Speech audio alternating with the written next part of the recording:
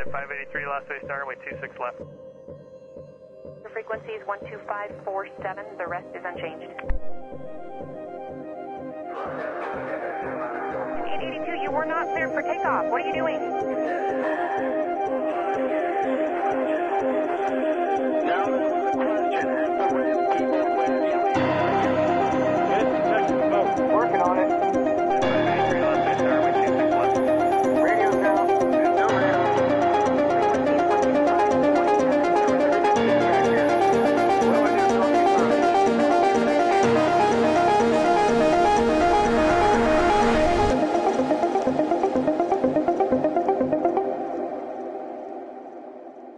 Et bonjour à tous. Alors comme je vous le disais dans cette émission, on va parler enquêteur, on va parler BEA, on va parler crash aérien, ou même incident, accident, on va parler d'énormément de choses. Vous pouvez voir que la table est bien peuplée. Mais alors, je vais d'abord commencer par présenter ou représenter l'équipe d'enquêteurs qui m'accompagne aujourd'hui. Alexandre, Alexandre clairement, si connaître tous les avions de Top Gun était une compétence d'enquêteur, ce serait vraiment le Sherlock Holmes de cette émission. Salut Alexandre. Salut Joris, bonsoir à tous. Et de quoi tu vas nous parler aujourd'hui? Aujourd'hui, on commence avec la traditionnelle revue de presse, Ouais, premièrement. on accepte. Et on continuera surtout avec le quiz que tout le monde attend chaque Le émission. traditionnel quiz qu'on attend évidemment avec impatience. Ton compatriote, alors lui dans la vraie vie, il enquête sur les moteurs. Dans cette émission, il a plutôt tendance à provoquer les crashs. Vous l'avez c'est trop vu facile.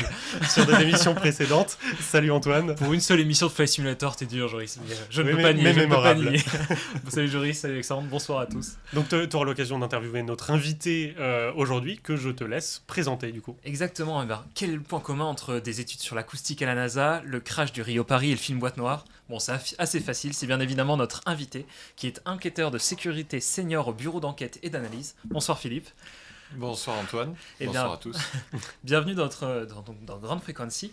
Alors on va avoir l'occasion de revenir sur ce que je viens de citer, sur le BEA, sur ta carrière et quelques enquêtes que tu as pu mener, et aussi ton investissement pour améliorer la sécurité, aussi le travail des enquêteurs. Mais avant toute chose, est-ce que tu pourrais nous expliquer très rapidement ton poste actuel au BEA? Parce que voilà, on a affiché le petit bandeau enquêteur senior de sécurité au BEA. Voilà, est-ce que tu pourrais nous dire en quelques mots en quoi ça consiste actuellement? D'accord. Donc, merci d'abord de m'avoir invité à cette émission. C'est très intéressant de pouvoir partager ma passion avec tous les internautes. Donc, j'ai rejoint le BEA il y a 31 ans.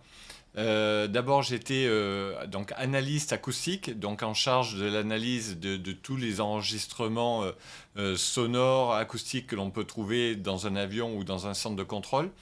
J'ai dirigé le pôle enregistreur de vol et maintenant je m'occupe de tout ce qui est affaires internationales. D'accord. Donc avoir des partenariats, des accords avec des collègues étrangers pour que tous ensemble nous puissions améliorer la sécurité aérienne.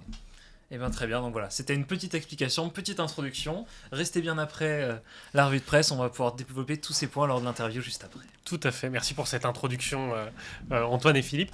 Alexandre, c'est ton moment. Les news depuis qu'on ne s'est pas vu, je ne sais plus quand c'était la dernière fois, mais l'année Bien dernière. longtemps. Voilà. Exactement, il y a un an. Un peu moins, Un peu mais vas-y. On commence avec toutes les news accumulées, mais on va commencer par la meilleure partie, le militaire. Ces dernières semaines, on a 2 prototypes chinois qui ont été aperçus. Ça a fait un peu le tour des réseaux sociaux. Des prototypes de chasseurs de 5e génération. Alors, vous pouvez les voir affichés juste là. Découverts donc, sur X. C'est des avions de combat. Les photos sont arrivées pendant les démonstrations des 104 ans de Mao. Donc c'est un peu un signe des démonstrations de force du chinois. C'est leur 14 juillet. Exactement, c'est pour montrer finalement aux États-Unis et à Taïwan qu'ils préparent effectivement une évolution militaire importante. Pour rappeler, il y a quand même il y a un peu plus d'un mois, la Chine, au cours du Air China Air Show, avait dévoilé aussi le J-35. Le J-35, c'est un avion furtif, lui aussi, de 5e génération, qui ressemble énormément au F-35, mais en bimoteur. C'est un peu pour concurrencer justement ce secteur de l'aviation. On passe avec la deuxième news, côté européen, avec la vente de 25 Eurofighter à l'Espagne. Donc l'Espagne, un de ses pays clé qui a participé donc au programme et possède plus de 90 Eurofighter, 94 pour être exact, et qui veut remplacer sa flotte de F-18 américains vieillissante. Elle a donc commandé 25 Eurofighter au standard 4, et c'est les premiers qui voleront pour 2028. On rappelle que l'Italie aussi a passé une commande il y a un peu plus de 2 semaines. C'est avec l'Allemagne et le Royaume-Uni, c'est un roulement qui se fait pour pouvoir laisser les chaînes de production de l'Eurofighter tourner encore plusieurs années avant l'arrivée du Tempest. Et quand ils font les livraisons, c'est comme ça. Ils livrent tous d'un coup en patrouille, ouais. Emballé assis seulement. Non, et en général, en livraison, justement, en tout cas, les premiers arrivent par paquet. Donc, si on prend l'exemple du Rafale, ils étaient arrivés en Croatie, il y en avait 4 ou 5, je crois. Donc, ils les livrent pas un par un non plus. Enfin, un petit package. C'est ça. On poursuit avec une autre news sur le front. Un F-18 Growler, donc c'est un avion de chasse bimoteur. Un F-18, c'est l'avion de chasse qu'on voit jusqu'ici, qu'on voit aussi dans Top Gun, qui a été abattu par les États-Unis d'Amérique. Oui. L'US Navy qui a donc commis un tir fratricide. Alors c'est extrêmement rare, mais ça arrive. Pas de problème, les pilotes et le WISO, donc le navigateur à l'arrière, s'en sont tirés.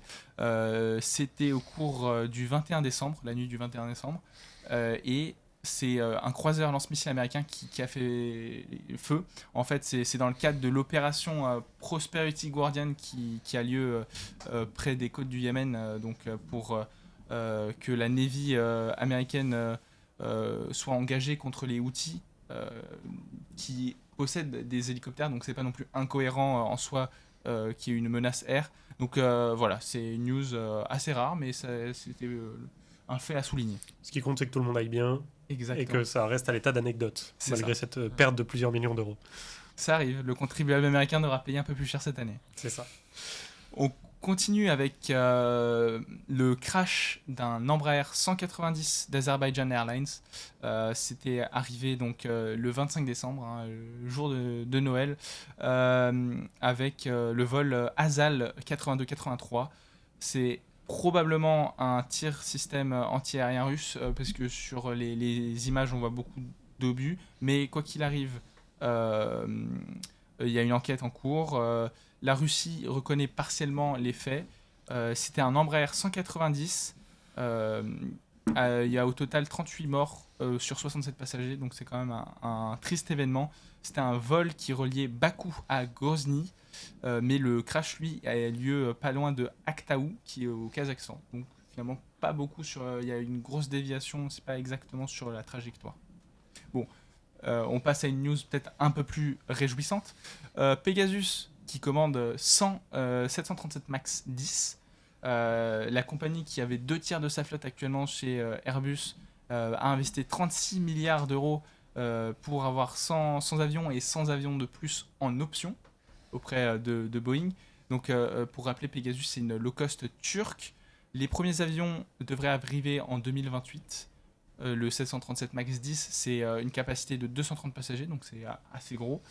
Et c'est quand même une news qui permet à Boeing de reprendre du poil de la bête. Alors, en termes de commandes et de livraison à venir, effectivement. On revient sur un autre événement qui a eu lieu il y a un peu plus d'une semaine. C'est le crash du Boeing 737-800 de Jeju Air en Corée du Sud. Ce serait raté. Dommage. Pas la bonne Corée. 1 sur 2. Donc c'était le 29 décembre. C'est un 737 NG de Jeju Air, donc le vol Jeju 2219. Jeju avec l'accent. Tu... Je sais pas. Je parle pas coréen. Moi non Je plus. tente. Mais Vas-y. c'est toi qui étais allé en Corée C'est vrai. de nous deux. Donc c'est un avion qui s'est crashé. Alors il a atterri en urgence avec le train rentré. C'était un vol en provenance de Bangkok, atterri à Muan, si je le dis bien, cette fois avec l'accent. Potentiellement. Et qui, une fois s'est posé, a heurté un mur et a pris feu. C'est à la mort de 179 des 181 occupants. C'est un accident aérien, c'est le plus mortel de Corée actuellement. Les 2 enregistreurs de vol ont tous été retrouvés. Et surtout, c'est le premier accident de la compagnie depuis sa création en 2005. Voilà. Bon, on va passer à une autre news un peu plus réjouissante, mais qui reste dans le thème de la thématique accidentologie. Un Boeing 737-800 de la compagnie norvégienne qui dépasse la piste de Molde. Molde, c'est en Norvège, et qui s'arrête à seulement 15 mètres de l'eau. Bon, il avait soif, ce Boeing. Il voulait se baigner en fait. C'est ça. Il fait pas très chaud en ce moment, je crois, en Norvège. Donc, Pour les icebergs de plus près. petite plongée sous-marine. Effectivement, c'était le vol Norwegian 430, parti d'Oslo, et qui a transporté 165 passagers et 6 membres d'équipage. Tout le monde a été évacué par les toboggans d'urgence, aucun blessé grave, donc vous en faites pas. C'est un peu plus réjouissant que les deux news précédentes. Il était encore sur ses trains, il a juste dépassé la piste, mais Oui, les c'est trains ça. sont pas affaissés. C'est- il est resté, exactement. Il y a comme un peu de réparation, je pense. Oui. Mais, Les moteurs n'ont pas touché la piste, c'est bon. Non, ça va. Prochaine news concernant les taxis volants avec Volocopter, le pionnier qui dépose le bilan. Un peu après l'Ilium, avec ces volocoptères qui penchent du mauvais côté. C'est un acteur phare de la mobilité urbaine aérienne. Il a déposé une demande de mise sous administration judiciaire. Donc ça veut dire que c'est la procédure déclenchée quand une entreprise ne peut plus faire face à ses obligations financières, donc ça va pas. Ça peut s'expliquer notamment par les défis économiques du secteur des eVTOL, donc c'est tous ces taxis volants, malgré quand même des avancées technologiques notables, parce qu'on a vu des essais en vol, l'entreprise n'a pas réussi à relever les fonds nécessaires pour atteindre ses objectifs de certification qui étaient quand même prévus pour 2025. Bon, ce revers souligne quand même une fragilité financière du point de vue des mobilités aériennes. Donc, affaire à suivre, mais c'est mal parti de ce côté-là. La certification à la base était même attendue avant 2024. On devait le voir dans le ciel de Paris. Une berge était prête sur Il y a eu beaucoup quai de d'Austerlitz. Il y avait retard. vraiment beaucoup de pour les- retard. pour Et les ça JO les a- et tout ça. en termes d'image, de rater cette échéance, ça les aura un peu achevés. Une dernière news. Une avant-dernière, parce Avant-dernière, qu'Antoine ok. nous en a réservé non. une. Ah, pardon, bah, une dernière news. Je pensais que j'étais pas seul ce soir. Le constructeur turc de drones Baykar, qui ces dernières années, notamment avec le conflit en Ukraine, a monté en puissance, qui rachète Piaggio Aerospace. C'est le. Bon, j'ai expliqué Baykar, voilà, connu pour ses drones, qui se lance donc dans l'aviation en rachetant Piaggio. Piaggio qui a fait notamment le Piaggio Avanti qui est affiché juste ici. Avion qui a une tête qu'on reconnaît parmi 1000 et qu'on peut voir souvent dans le ciel parisien. Donc c'était une entreprise italienne sous administration spéciale depuis 2018. Ça allait pas très très bien avec l'échec notamment d'un programme de drone Hammerhead. Cette reprise, elle offre notamment une présence industrielle aux constructeurs turcs en Europe, dans l'Union européenne plus précisément. Donc c'est un accès au marché civil qui était convoité par ce dernier et qui se concrétise. Eh bien écoutez, merci. Bah, merci Alexandre pour cette revue de presse. Malgré pas beaucoup de news réjouissantes, hein, un peu un triste calendrier pour l'aviation en cette fin d'année, et aucun lien avec le thème de l'émission d'aujourd'hui. En plus, c'est une pure coïncidence. Mais justement, grâce à Philippe, interviewé par Antoine, on va pouvoir en savoir un peu plus sur le déroulement d'une enquête, comment on rentre en BEA, toutes ces questions que vous pouvez vous poser. N'hésitez pas à les poser dans le chat. On va évidemment relayer toutes les questions. Je vous laisse tous les deux. C'est parti. Ça va Philippe, prêt pour Oui, cette oui, très interview? bien. En tout cas, on est ravis de te recevoir. Alors, avant de rentrer un petit peu dans les détails de comment se déroule l'enquête, quel était ton rôle, je te propose qu'on revienne sur les débuts de ta carrière avec peut-être tes domaines d'études qui t'ont amené à t'orienter vers le BEA en tout début de carrière. Alors, est-ce que tu peux nous introduire un petit peu quelles ont été tes études, ta spécialisation? Il y a eu un petit tour à la NASA, je crois, c'est ça? Oui.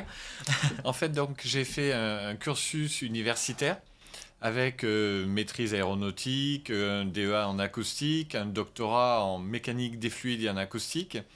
Et après, effectivement, ce doctorat, j'ai pu faire une année postdoctorale à la NASA, à Ames, donc dans la baie de San Francisco, avant de revenir au bout de cette année et chercher un emploi en France. D'accord, donc toute ta scolarité, tu étais vraiment déjà dans le domaine acoustique et vraiment la suite, c'était un petit peu logique d'aller au BEA sur ces enregistreurs de vol ou comment Alors, ça s'est le BEA en 1993 n'était pas aussi connu qu'il l'est maintenant. Donc j'étais passionné par l'aéronautique, donc mon cursus s'est un peu attaché à ça.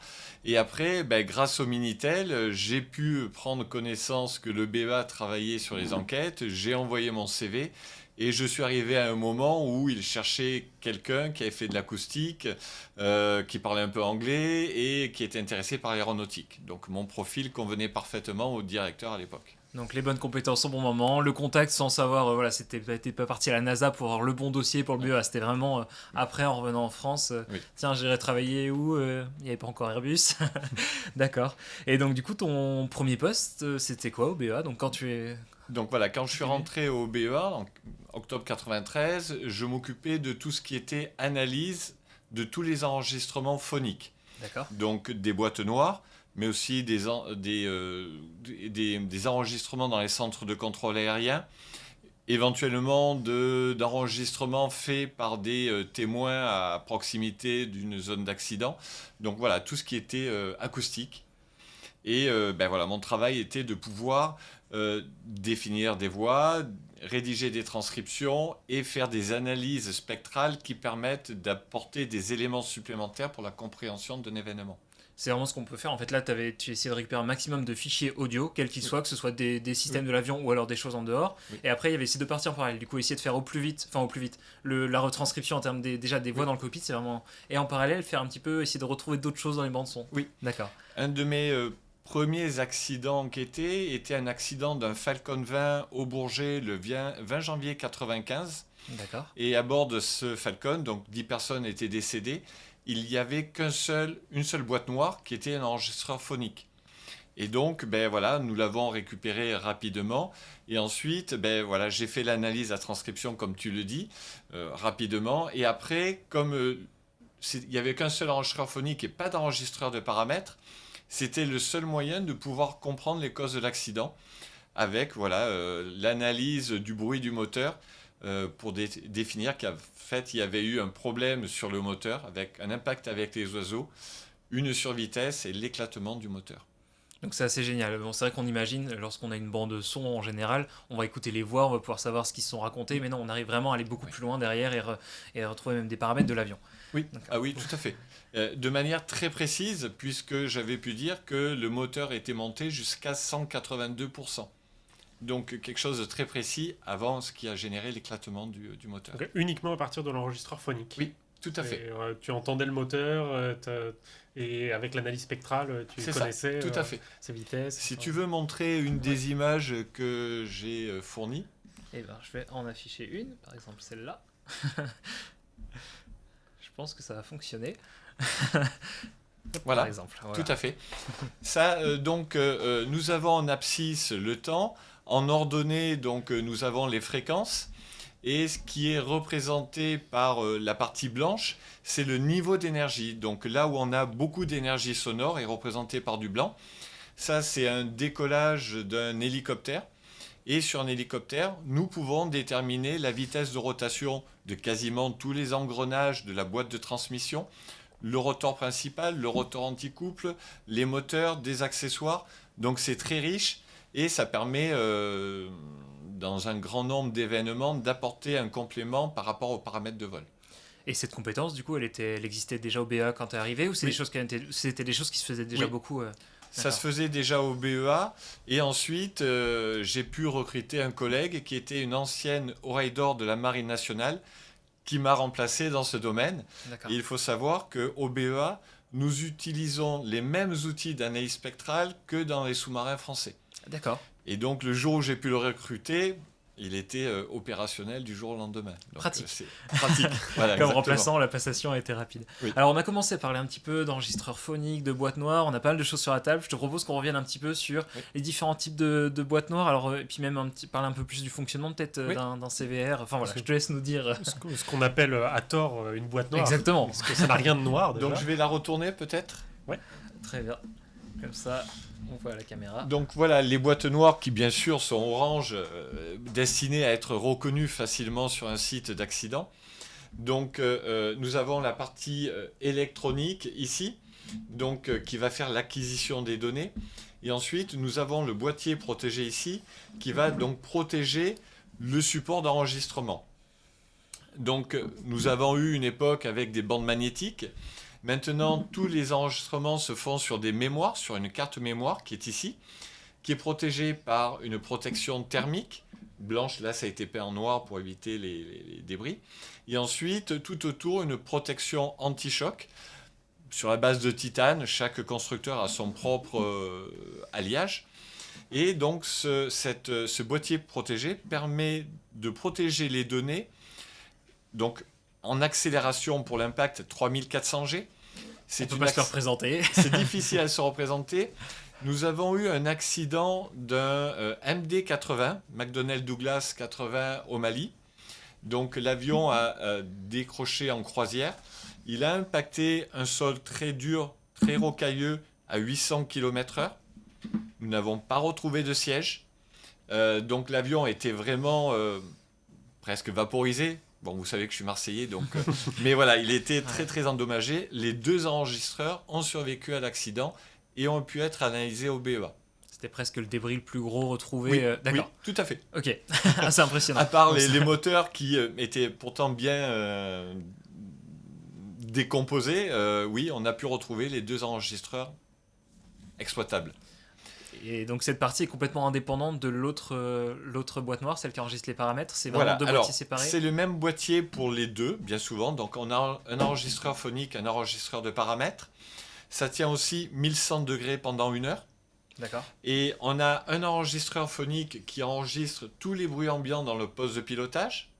D'accord, donc les voix des pilotes par le microphone à bouche, un microphone d'ambiance qui est très utile pour capturer les bruits dont je parlais tout à l'heure. Et le deuxième enregistreur est un enregistreur de paramètres. Donc celui-ci s'appelle le Cockpit Voice Recorder. Le deuxième s'appelle le Flight Data Recorder. Dans les années 60, il n'y avait que quelques paramètres. Maintenant, sur un avion récent, Airbus A350, Boeing 787, on a 3000, 4000, voire plus de paramètres. Et donc, on a déjà une bonne représentation de ce qui a pu se passer dans les dernières secondes avant l'accident. Quand tu parles de paramètres, ça va être à la fois, par exemple, une altitude, ça va être des régimes, ça va être beaucoup de choses, Voilà, des cap, températures. vitesse, altitude, ouais. les températures moteurs, D'accord. potentiellement des vibrations, voilà, tout ce qui peut être utile pour faire du suivi de maintenance continue de l'avion et être utile pour les enquêtes. Et donc là, ce qu'on voit à l'écran, c'est une petite... on voit la mémoire, c'est ça? Voilà, effectivement, ce qu'on voit ici, donc c'est le même boîtier protégé. Celui-ci est un CVR, il est plus court. Celui qui est sur l'image, c'est un FDR, donc un Flight Data Recorder, il est un peu plus long. Et la carte mémoire est celle qui se trouve à l'intérieur, ici, protégée par le boîtier protégé. D'accord. Donc ça se ressemble, il faut un œil... Bon, c'est marqué Flight Recorder dessus dans Oui. Du coup, qu'on se rende un peu compte, tu dis, aujourd'hui, les enregistreurs modernes, il y a beaucoup de paramètres qui sont enregistrés. On parle de quoi, de gigas de data Non, enregistrés c'est plutôt des mégas. Ou ça reste des mégas quand même? Oui, parce qu'en fait, les données sont compressées dans l'enregistreur. Et donc, c'est vrai qu'on peut se dire, on pourrait enregistrer beaucoup plus sur une clé USB. Oui. Pourquoi est-ce qu'on a un tel volume? En fait, il y a des conditions très particulières pour la certification des mémoires.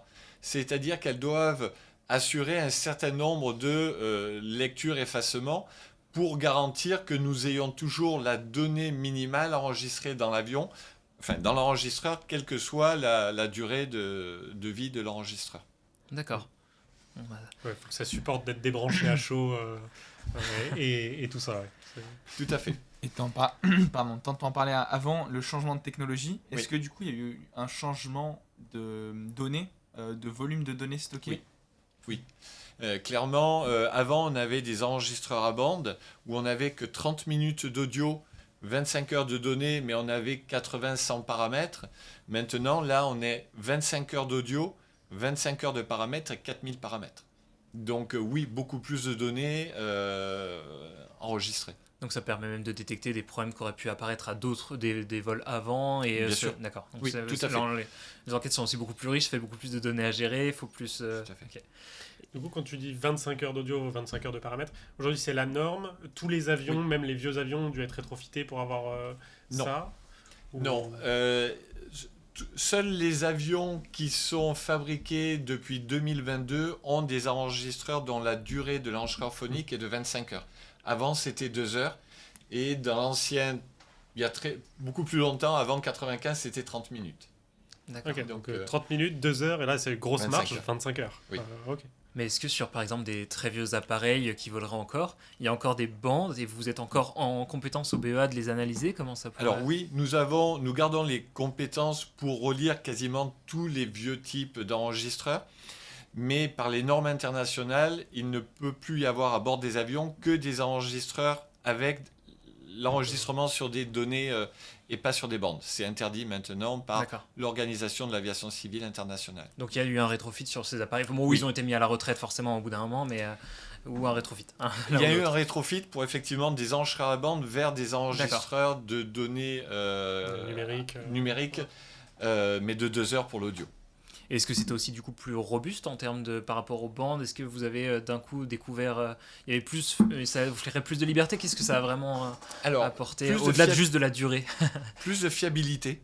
D'accord. C'est-à-dire que les mécanismes avec des bandes magnétiques, une bande qui tourne, des têtes d'enregistrement, on avait un taux de perte qui est plus important que sur les enregistreurs à mémoire statique. Là, l'analyse, on n'a quasiment pas d'enregistreurs perdus, je crois 1 ou 2 simplement dans les 10 dernières années. D'accord. C'est une bonne stat. Oui. Oui, et c'est important parce que c'est ce qui permet de comprendre les causes de l'accident. Et sur un avion de transport, si nous n'avons pas les enregistreurs, voilà, il nous reste les calculateurs, il nous reste pas mal de choses, mais c'est ce qui permet d'apporter une bonne compréhension des causes de l'accident.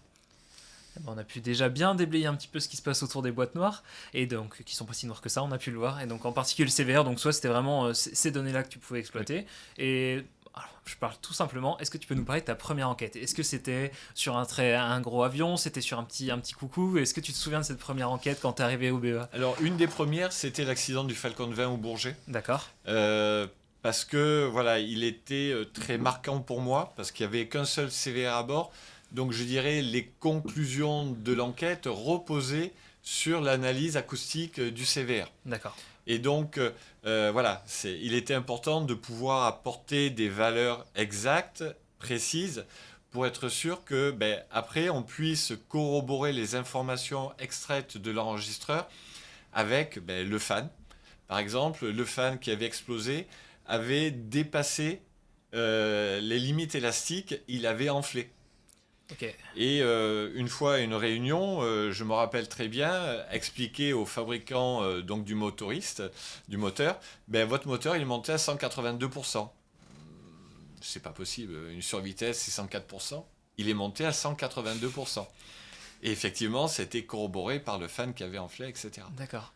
Ouais, c'est assez énorme. On parle du coup en 180% du régime. Donc là, c'est-à-dire qu'il tournait et vraiment, vraiment très très vite. Quasiment 2 fois plus vite que, Impressionnant. que le oui. maximum. Ok. Et toi, tu connais un peu ce que ça représente, la vitesse de Ouais, c'est rotation énorme. d'un fan dans un Ok. avion. J'ai peut-être une question, je ne sais pas trop comment l'aborder, mais tu arrives en tant que jeune enquêteur, tu as du coup un enregistreur phonique, tu te retrouves à écouter les voix de d'un équipage où tu connais leur destin, tu cherches à savoir ce qui s'est passé. Comment, en tant qu'enquêteur, on arrive à mettre de la distance avec ça Alors, ou est-ce très que tu le concentré. ressens, hein? Très concentré parce qu'on a un travail à faire et qu'on oublie, on se focalise sur notre travail, on oublie tout un tas de paramètres ou les conditions de l'événement. Je me rappelle effectivement un accident à Bucarest d'un Airbus A310, donc pour lequel le BEA s'était déplacé. Le BEA en fait est impliqué dans tous les accidents pour des avions, donc des aéronefs, de construction française, de conception française, d'immatriculation française ou de propriétaires français. Et donc, nous avions été notifiés par les collègues roumains. Donc, j'avais fait partie de ce que nous appelons la GoTeam. C'est l'équipe que nous envoyons sur un site d'accident. Donc, j'arrive sur le site. Et là, on me dit, les enregistreurs, on ne sait pas quelle forme ils ont. Nous avons besoin de les retrouver. Donc, je vais sur le site. J'avais un collègue qui était à l'extérieur du site qui me dit bon bah, va pas par là parce que bon voilà va plutôt par là, etc. Et donc je fais la recherche et je retrouve les 2 enregistreurs mais vraiment dans le cratère. Et pour répondre à ta question, le soir dans ma chambre, je me suis dissocié, c'est-à-dire bon tu as vu ça, comment tu te sens? Ben, je me sens bien. Parce qu'en fait, voilà, j'étais vraiment focalisé sur mon travail et quelles étaient les étapes à venir, qu'est-ce que j'allais faire, etc. Sur la partie technique, tu fais abstraction du contexte et émotionnel, particulier oui, et tout à contexte fait. émotionnel. L'objectif vraiment, les retrouver pour après les analyser au plus vite. Donc, ok. Mais c'est une question qui est très importante et au BEA, en fait, chaque enquêteur a une carte et il permet avec cette carte d'appeler un psychologue ou un psychiatre d'Air France et de pouvoir discuter avec lui de manière anonyme afin que tous les enquêteurs soient à l'aise pour pouvoir aborder des sujets qui pourraient être difficiles d'aborder avec des collègues, etc. D'accord. Donc oui, la préoccupation de la, je dirais, santé mentale des enquêteurs est très importante au BEA. C'est bon à savoir et c'est peut-être pas un métier fait pour tout le monde non plus vis-à-vis de ça. Voilà, c'est un métier aussi. passionnant, mais des fois pas facile, oui. Je comprends. Pardon. Non, mais c'est très bien. Non, mais interrompu. effectivement, c'est central parce que pour mener à bien l'enquête, il faut pouvoir avoir l'esprit frais et pas commencer à tourner sur des images, des choses qu'on aurait pu voir. Et du coup, tu as commencé à nous rappeler un petit peu le périmètre du BEA. Donc, c'est soit un avion français, soit un propriétaire français. Et aussi, par exemple, n'importe quelle pièce. Enfin, vous êtes du coup beaucoup appelé, en fait, avec entre autres avec Airbus. En fait, le BEA est en charge des enquêtes de sécurité. Donc, le BEA est l'autorité française en charge des enquêtes de sécurité dans l'aviation civile. Donc tous les accidents, excusez-moi l'expression, de tout ce qui vole et qui tombe, nous sommes en charge en France. D'accord. Nous ouvrons à peu près, chaque année, à peu près 140 enquêtes par an, essentiellement en aviation générale. Sur ces 140 enquêtes, on va enquêter sur des accidents et des incidents graves. Parce que enquêter sur des incidents graves, c'est vraiment un moyen pour améliorer la sécurité aérienne et éviter des accidents. Et donc parmi ces 140 événements, on a à peu près 30 à 40 accidents mortels, donc essentiellement de l'aviation générale, avec 60 à 70 morts par an. Donc ça, je dirais, c'est notre périmètre d'activité au titre d'état d'occurrence, donc état où s'est produit l'accident. Et en plus, en vertu des normes et pratiques recommandées de l'Organisation de l'aviation civile internationale, nous participons à toutes les enquêtes ouvertes à l'étranger sur des avions de conception française, construction française, d'immatriculation française, par exemple les avions d'Air France, ou de propriétaires français. D'accord. Et à ce titre, nous sommes par an impliqués dans à peu près 240 enquêtes. Donc tu vois le volume, 240 plus 140 en France. La charge de travail des enquêteurs est excessivement élevée. Oui, ça fait vraiment beaucoup. Ce serait vraiment uniquement sur le sol français, ce serait plutôt des plus petites enquêtes, mais en fait, dès que vous êtes impliqué sur enquête internationale, c'est qu'il y a matière à enquêter. Du coup, qu'on comprenne bien, il y a si il y a un Airbus qui a un accident dans un pays étranger, il y a une obligation du BEA étranger de vous impliquer? Oui, c'est juste une bonne pratique. Alors, ce sont des normes OACI qui disent voilà ce qui doit être fait. Maintenant, tous les États ont signé la charte de la Convention de Chicago pour dire quand il y a une norme OACI, on va la transposer dans ma réglementation. Donc, c'est une invitation, mais tous les États respectent cette invitation. Et l'an dernier, le 2 janvier, donc il y a eu un accident d'Airbus A350 à Tokyo Haneda.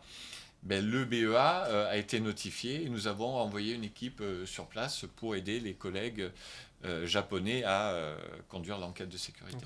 Après, avec le Japon, c'est peut-être plus facile, mais on pense à un pays comme la Russie, aujourd'hui un accident sur un Airbus. Est-ce qu'ils vous appellent? S'ils nous notifient pour un accident majeur, ils nous notifient, oui. Pour vous déplacer. Oui. Ce que j'apprécie dans ce travail, c'est qu'on travaille pour l'amélioration de la sécurité aérienne et on est au-dessus de tous les problèmes géopolitiques, etc. Vraiment se battre pour la sécurité et tirer tout le monde vers le haut, quelles que soient les considérations politiques. Donc ça, c'est- Je dois dire que voilà, nous avons des collègues, notamment iraniens, des enquêteurs iraniens que je connais depuis 25 ans, qui sont très performants, robustes, francs, etc. Et voilà. Et c'est une bonne collaboration. Oui. Et alors, tu en as parlé un petit peu, tu parles du coup d'aviation générale, qui est un peu le bas de, on va dire, de plus petits aéronefs que vous pouvez faire. Vous allez jusqu'où en fait? Jusqu'au planeur ou c'est, Alors, vous avez- planeur, les ULM, D'accord. nous n'avons pas, par le règlement européen, obligation, mais nous faisons quand même les accidents mortels du LM, D'accord. parce que c'est pareil, hein, c'est besoin d'améliorer la sécurité aérienne et nous assurer que voilà, notre rôle, c'est qu'il n'y ait 0 mort en accident aérien en France, quoi. Mais peut-être pas jusqu'au parapente, le parachutisme, Non. tout ça c'est plutôt vraiment, c'est la limite c'est ça quoi, c'est il faut que ce soit Un que avion ça qui ressemble à un peut avion. se sustenter D'accord. dans l'air Ok. et un planeur par exemple, oui. Mais du coup le spectre est vraiment large, on passe d'un planeur, une place ultra léger Oui. à un A380 et tout ça, ça va être les mêmes personnes. Il n'y a pas de pôle au BEA, tout le monde peut un petit peu travailler sur tout, comment ça se Alors, passe? on a au BEA à peu près 50 enquêteurs de sécurité. 25 à 30 sont dans le département investigation. D'accord. Donc, ce sont les gens qui seront responsables des enquêtes de sécurité. Et ensuite, on a le département technique avec 25 personnes qui sont des enquêteurs spécialisés, comme je l'étais au début, spécialisés dans l'analyse acoustique, les systèmes avioniques, les matériaux, les moteurs, etc. Et donc, on va travailler tous ensemble. Et pour une enquête en aviation générale, on va toujours essayer d'envoyer un binôme, l'enquêteur en charge ou enquêteur désigné, et l'enquêteur spécialisé qui va regarder l'épave, qui va regarder si entre les commandes et puis les surfaces mobiles, il y a bien continuité. Donc voilà. D'accord. Donc il y a à chaque fois un petit peu la gestion un peu générale et le côté spécialiste assez technique Oui. d'aller tout vérifier. Ok.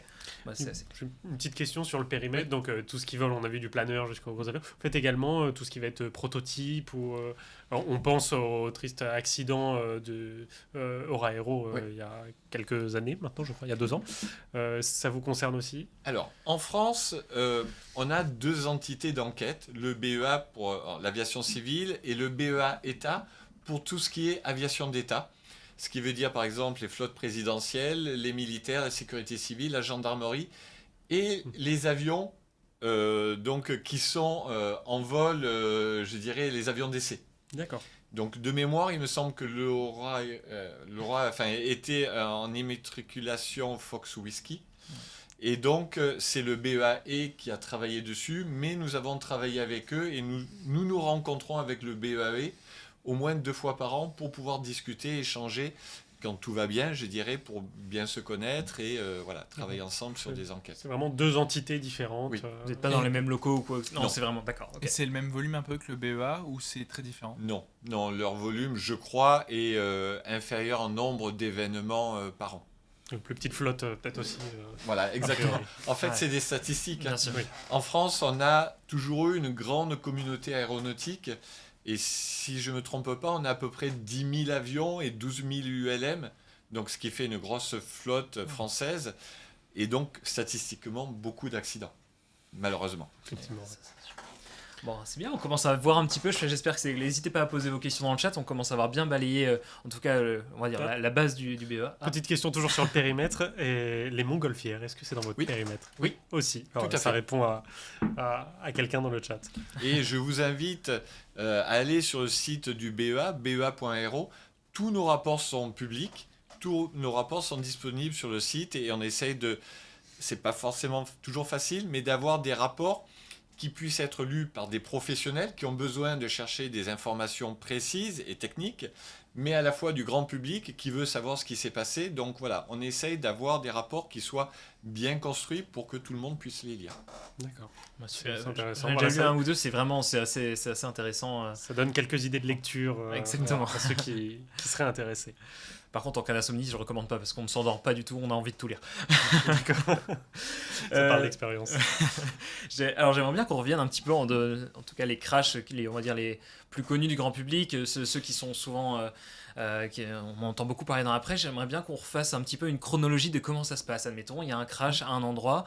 Comment est-ce que vous allez être contacté? Qui est-ce que vous envoyez? Est-ce que vous entourez directement de spécialistes? Vous contactez des industriels? Enfin voilà, essayez de se dire, ok, il y a un crash. Est-ce qu'on vous appelle au téléphone? On vous dit venez s'il vous plaît? Comment ça se passe? Alors, on va imaginer effectivement un accident à l'étranger. Donc on va recevoir des notifications par l'autorité d'enquête du pays étranger, mais bien souvent on a aussi des informations par la presse, par le constructeur qui a connaissance de cet accident dans un pays étranger. Et donc là, nous allons recevoir cette notification et nous allons envoyer une réponse en disant oui, nous allons participer. Et dans notre groupe d'enquête, en fonction des événements, nous allons sélectionner un certain nombre d'enquêteurs et font partie de notre groupe d'enquête des conseillers qui sont des gens du constructeur de l'avion, donc Airbus, ATR, Airbus Hélicoptère, Dassault Falcon, les moteurs Safran. Et nous allons avoir ces conseillers qui vont venir avec nous à l'étranger et nous sommes responsables de tout notre groupe. Et donc chaque fois que l'autorité d'enquête étrangère a des questions bien spécifiques, qui peuvent être répondues par le constructeur, nous allons nous assurer que ces questions sont bien comprises et que les réponses sont exhaustives et transmises à nos collègues étrangers. Donc sur un site d'accident, on a vraiment un groupe d'enquête composé de personnes de différentes nationalités. Il n'y a plus d'enquête d'un seul État. Il y a toujours un pays constructeur A, une compagnie B, peut-être d'un autre pays. Et donc, on peut se retrouver avec un grand nombre d'enquêteurs sur un site d'accident. Donc c'est assez génial, en fait, tu te retrouves tout le temps à travailler avec des personnes que tu connais pas forcément, en Tout à fonction fait. des circonstances. On construit une équipe, personne se connaît, il faut arriver à être le facilitateur, arriver à ce que tout le monde se comprenne bien. Oui. Et effectivement, la partie internationale et discuter avec un collègue, on ne discute pas de la même façon avec un collègue sénégalais qu'avec un collègue japonais ou un collègue allemand. Avec le collègue sénégalais, tu arrives, d'abord on va discuter de la maison, de la famille, etc. Et après on pourra débuter les aspects techniques. Avec le collègue allemand, tu peux y aller directement et discuter pas bonjour des ni aspects rien. techniques. Non, Mais voilà, politesse. c'est ça. Avec le collègue japonais, il y a d'autres codes qu'il faut bien comprendre aussi.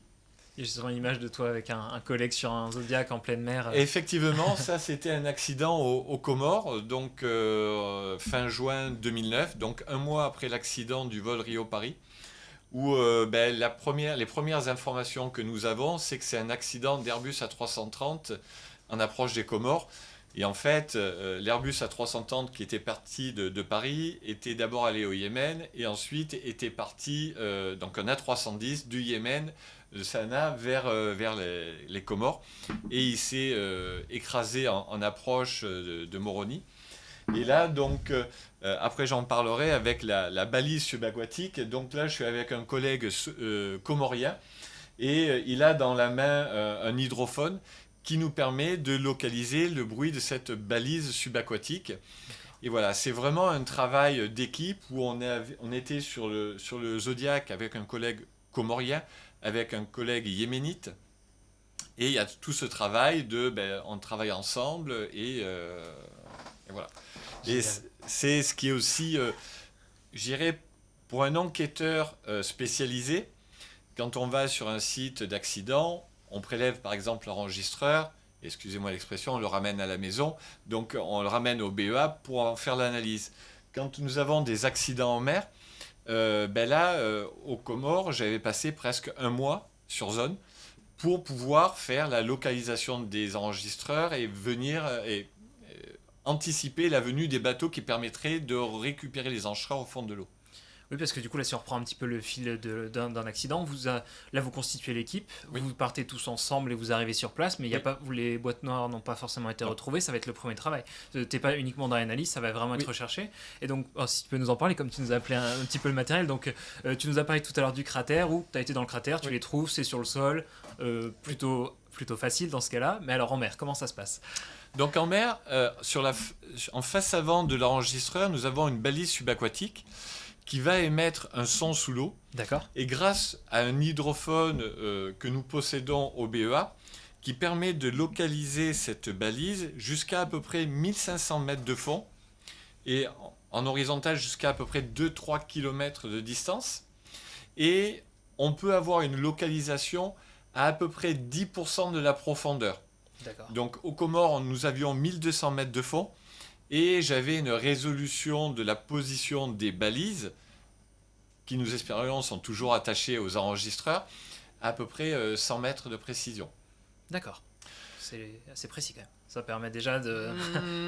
Bah, Pour ouais, une profondeur comme ça, bon, on savait pas la retrouver, non mais ça donne déjà une bonne idée de.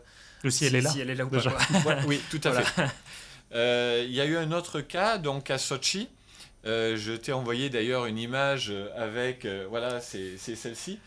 Où là, donc j'étais de nouveau sur un Zodiac. On voit que j'ai une perche. Donc c'est un hydrophone. Et sur le haut de la perche, j'ai une petite boussole. Et là, en fait, je vais écouter le signal de la balise qui ping toutes les secondes. Et en fait, je vais amener l'azimut jusqu'où j'entends le plus fort la balise. Et donc là, je vais enregistrer ma position GPS, mon azimut. Et là, ensuite, je vais faire un grand nombre de points. Et quand je peux rassembler tous ces azimuts, ça va m'amener vers une triangulation et une position de la balise. Et ça, c'est uniquement au son. Oui. Enfin, c'est vraiment au son. Plus c'est fort, plus on se rapproche Oui. et on note au moment. Et après, on revient sur zone par un petit autre côté. Tout à fait. Ok. Et on fait un grand nombre de points, donc ça peut prendre un peu de temps pour... je t'avais, je crois, envoyé une autre image où... Je les ai. Juste le temps de la retrouver. Hop. C'était. C'était focal. Ah, ensemble des points, pardon. Oui. J'arrive. Hop, c'est là. Voilà, tout à fait. Et là, ben voilà, nous sommes allés sur un grand nombre de points. On a la position GPS, on a les azimuts. Et après, nous avons développé, ou des collègues ont développé au BEA, un algorithme qui permet d'utiliser les bons azimuts pour avoir une position la plus précise possible. Mais il faut savoir que c'est pas très simple parce que le Zodiac il bouge, parce que ben voilà, c'est pas toujours la mer est pas toujours plate. Et donc voilà, c'est toujours un challenge de pouvoir localiser un enregistreur sous l'eau. Parce que après, ben, le robot va venir, il va utiliser ses caméras pour ben, continuer la recherche et localiser précisément les enregistreurs. Après, avec son bras, il va le prendre, il va mettre l'enregistreur dans un panier, il ferme le panier et il remonte le panier. Du coup, quand tu parles de robot qui descend sous l'eau, Oui. c'est une compétence du BEA ou Non. vous faites appel à des spécialistes externes? On passe par des sociétés spécialisées, donc avec des ROV, donc des robots sous-marins, qui permettent... alors, ces gens-là ont une compétence particulière de pouvoir aller chercher... Là, donc effectivement, c'est une photo du CVR dans le cadre de l'accident du Rio-Paris le 1er juin 2009, où il a fallu 2 ans pour retrouver l'épave à 4000 mètres de fond, 3900 mètres de fond. Et effectivement, le robot, ben voilà, il va surveiller toute la zone. Je crois qu'il y avait à peu près 80 000 photos qui avaient été prises par le robot, puis ensuite reconstituées. Et on a eu finalement de la chance que l'enregistreur soit visible, ne soit pas caché par une partie de la structure, et qu'il puisse être identifié, pris par le robot et monté à la surface. Là, si on reprend le petit fil de l'enquête, en fait, on a essayé de restreindre au maximum le périmètre avant d'envoyer le robot pour plonger. Et là, le robot plonge, fait plein de photos et on se dit, ah tiens, c'est bon, là il a la photo, c'est celle-là, on l'envoie avec la pince et on remonte Voilà. le CVR ou l'autre. Et du coup, pour reprendre un peu le fil d'Antoine, là tu disais le Rio-Paris, vous avez mis 2 ans à trouver le CVR. En attendant, pendant ces 2 ans, comment on enquête sans données? Ben, on fait avec ce qu'on a. Notamment, il y avait des messages à Kars qui avaient été envoyés par l'avion pour dire qu'il y avait des problèmes de faute sur des systèmes. Et nous n'avions que ça pour travailler. Il y a tout un tas de gens qui étaient venus nous voir en me disant, ben voilà, nous avons fait l'analyse de tous les messages à Kars, voici les hypothèses, voici la raison de l'accident. Non, nous, tant qu'on n'a pas plus d'informations, on ne peut pas dire. Et le jour où on a retrouvé les enregistreurs que nous les avons analysés, ben, toutes les hypothèses qui avaient été apportées étaient erronées. On peut être démenti, Voilà. effectivement. Donc pour nous, il est très important d'avoir des informations validées avant de pouvoir aller plus loin dans l'enquête, etc. Parce que ça rejoint un peu des questions du chat. On a un spectateur qui nous demande, est-ce que le rapport est obligatoire lorsqu'il y a un accident CS23 ou CS25? Nous faisons des rapports publics pour toutes nos enquêtes, quel que soit le type d'avion. C'est une obligation ou, encore une fois, c'est une règle du BEA? Non, c'est une norme internationale, Norme internationale. et tous les pays s'y conforment. D'accord. Et du coup, derrière, là, prenons le cas du Rio Paris, mais ça peut arriver dans d'autres accidents, vous ne retrouvez pas les boîtes noires, vous avez très peu d'informations. À quel moment on prend la décision de clôturer l'enquête, de donner un rapport, même partiel, avec seulement des hypothèses? Est-ce qu'il y a des enquêtes non résolues, quelque part, au BEA? Alors, en aviation générale, il n'y a bien souvent pas d'enregistreur. Même là, si j'ai apporté un petit enregistreur, un enregistreur qu'on appelle léger, donc avec des protections contre le choc et l'impact qui sont moindres, mais qui peuvent suffire à apporter des données. Ces enregistreurs sont peu onéreux, je dirais quelques petits milliers d'euros, pour être installés sur des avions et qui nous permettent d'avoir des données complémentaires. Quand nous n'avons pas ça, ben, on va avoir l'analyse de l'épave, l'analyse de tous les matériaux. Et au BEA, nous avons notamment 2 docteurs en sciences spécialisés dans les matériaux pour pouvoir définir si un tube, si un train, si un moteur sur un cylindre a rompu avant l'accident, et donc c'est ça qui a pu conduire à l'accident, ou si c'est vraiment une rupture au moment de l'impact. D'accord. Donc voilà, et quand nous avons que ça, avec une trace radar, avec des communications avec le contrôle, ben oui, je dirais, alors j'aurais du mal peut-être à donner des statistiques, mais dans peut-être 30% des cas, nous avons du mal à donner une hypothèse ou une conclusion qui soit Avec un bon indice de confiance. avec un bon indice voilà. de confiance. Ouais. D'accord. Et du coup, surtout pour l'aviation générale, c'est vrai que à chaque fois, quand on retrouve les boîtes noires sur d'autres crashs d'appareils qui sont équipés, là tout de suite, vous êtes beaucoup plus confiant dans les conclusions en général. Enfin, ça aide. Non, mais en Oui tout cas, et voilà. non. Non, mais il y a de la donnée et Oui, oui. vous pouvez en tout cas vous pencher sur des choses. J'imagine que quand c'est de l'aviation commerciale, quand c'est un gros incident, ou un gros accident, même il y a beaucoup plus de moyens pour rechercher les boîtes noires qui vont être déployées, ou plus d'enquêteurs, ou Non, Pas je forcément. dirais, pour nous, toutes les enquêtes doivent être approfondies, donc D'accord. sur tous les types d'accidents. la même rigueur, les mêmes moyens Oui. déployés par le BEA. Voilà. Alors, bien sûr, sur un avion, un accident de transport public, on aura beaucoup plus d'enquêteurs. Sur en aviation légère, on aura 2 enquêteurs ou un enquêteur désigné qui va travailler tout seul. Mais voilà. La même C'est- rigueur en tout cas, Oui, enfin voilà, oui, les même mêmes rigueur, rapports, oui. etc.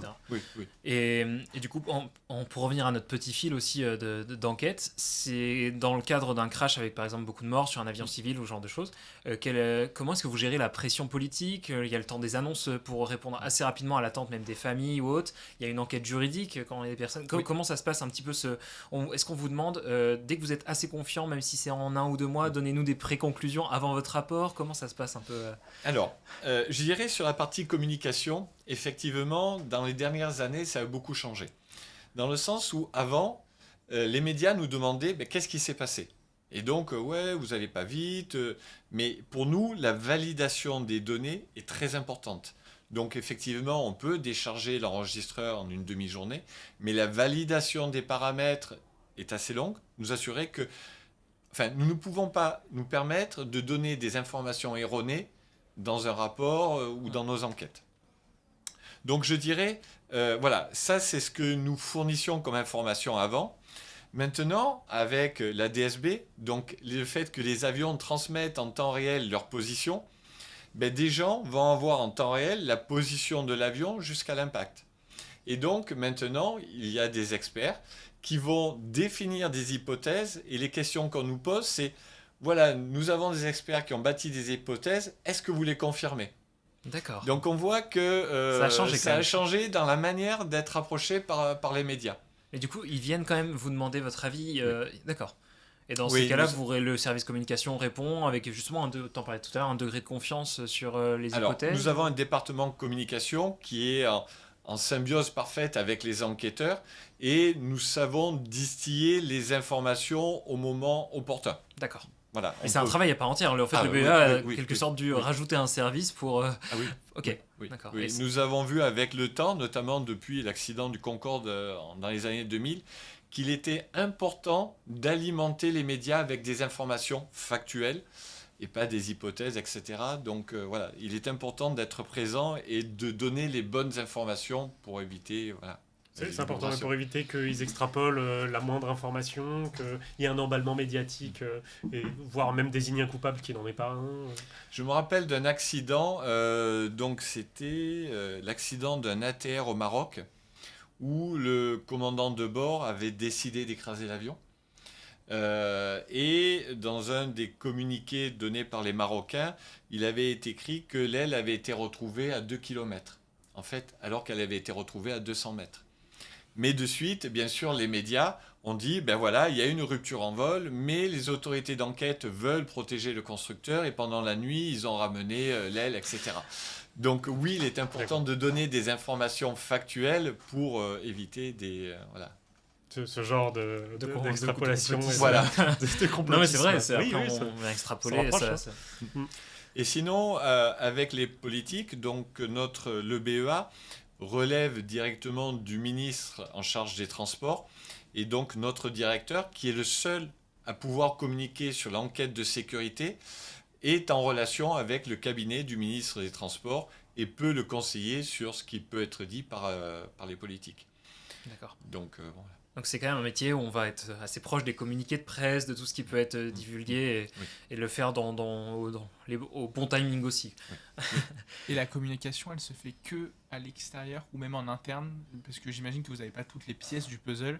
Vous avez une communication interne aussi. Alors oui, nous avons une communication interne, nous avons des points réguliers qui sont faits dans le cadre de l'enquête par tous les enquêteurs présents, avec les représentants du constructeur qui font partie de notre enquête, les représentants de la compagnie aérienne, et voilà, pour que toutes les informations soient disponibles pour tout le monde. D'accord. Mais oui. Comme ça, tout le monde est au courant et tout le monde apprend. Et du coup, en termes de... Donc là, on va revenir encore à notre petit fil. Alors, juste avant de revenir sur le fil, je crois que tu nous avais ramené une balise qui... Donc là, admettons, on veut retrouver la balise. Comment ça se passe? Donc, après l'accident du Rio-Paris et les difficultés pour retrouver l'épave, le BEA a conduit un certain nombre de groupes de travail internationaux pour faire évoluer les normes et pour être sûr que plus personne ne soit confronté à la disparition d'un avion. Groupe de travail dont tu faisais partie. Et Voilà, que j'ai dirigé avec un autre enquêteur du BEA. Quand nous avons voulu créer ces groupes de travail, donc on était en octobre 2009, on voulait des petits groupes que l'on pouvait diriger facilement et on s'est retrouvé avec des groupes de 120 personnes parce que toute la communauté était choquée par le fait qu'on ne puisse pas retrouver l'Airbus A330, donc un gros avion. Et donc, voilà, nous avons travaillé tous ensemble. Et une des premières évolutions des normes internationales, c'était l'emport de cette balise subaquatique qui, elle, est attachée à l'avion, qui émet un son différent. Et on va pouvoir écouter le son émis par cette balise.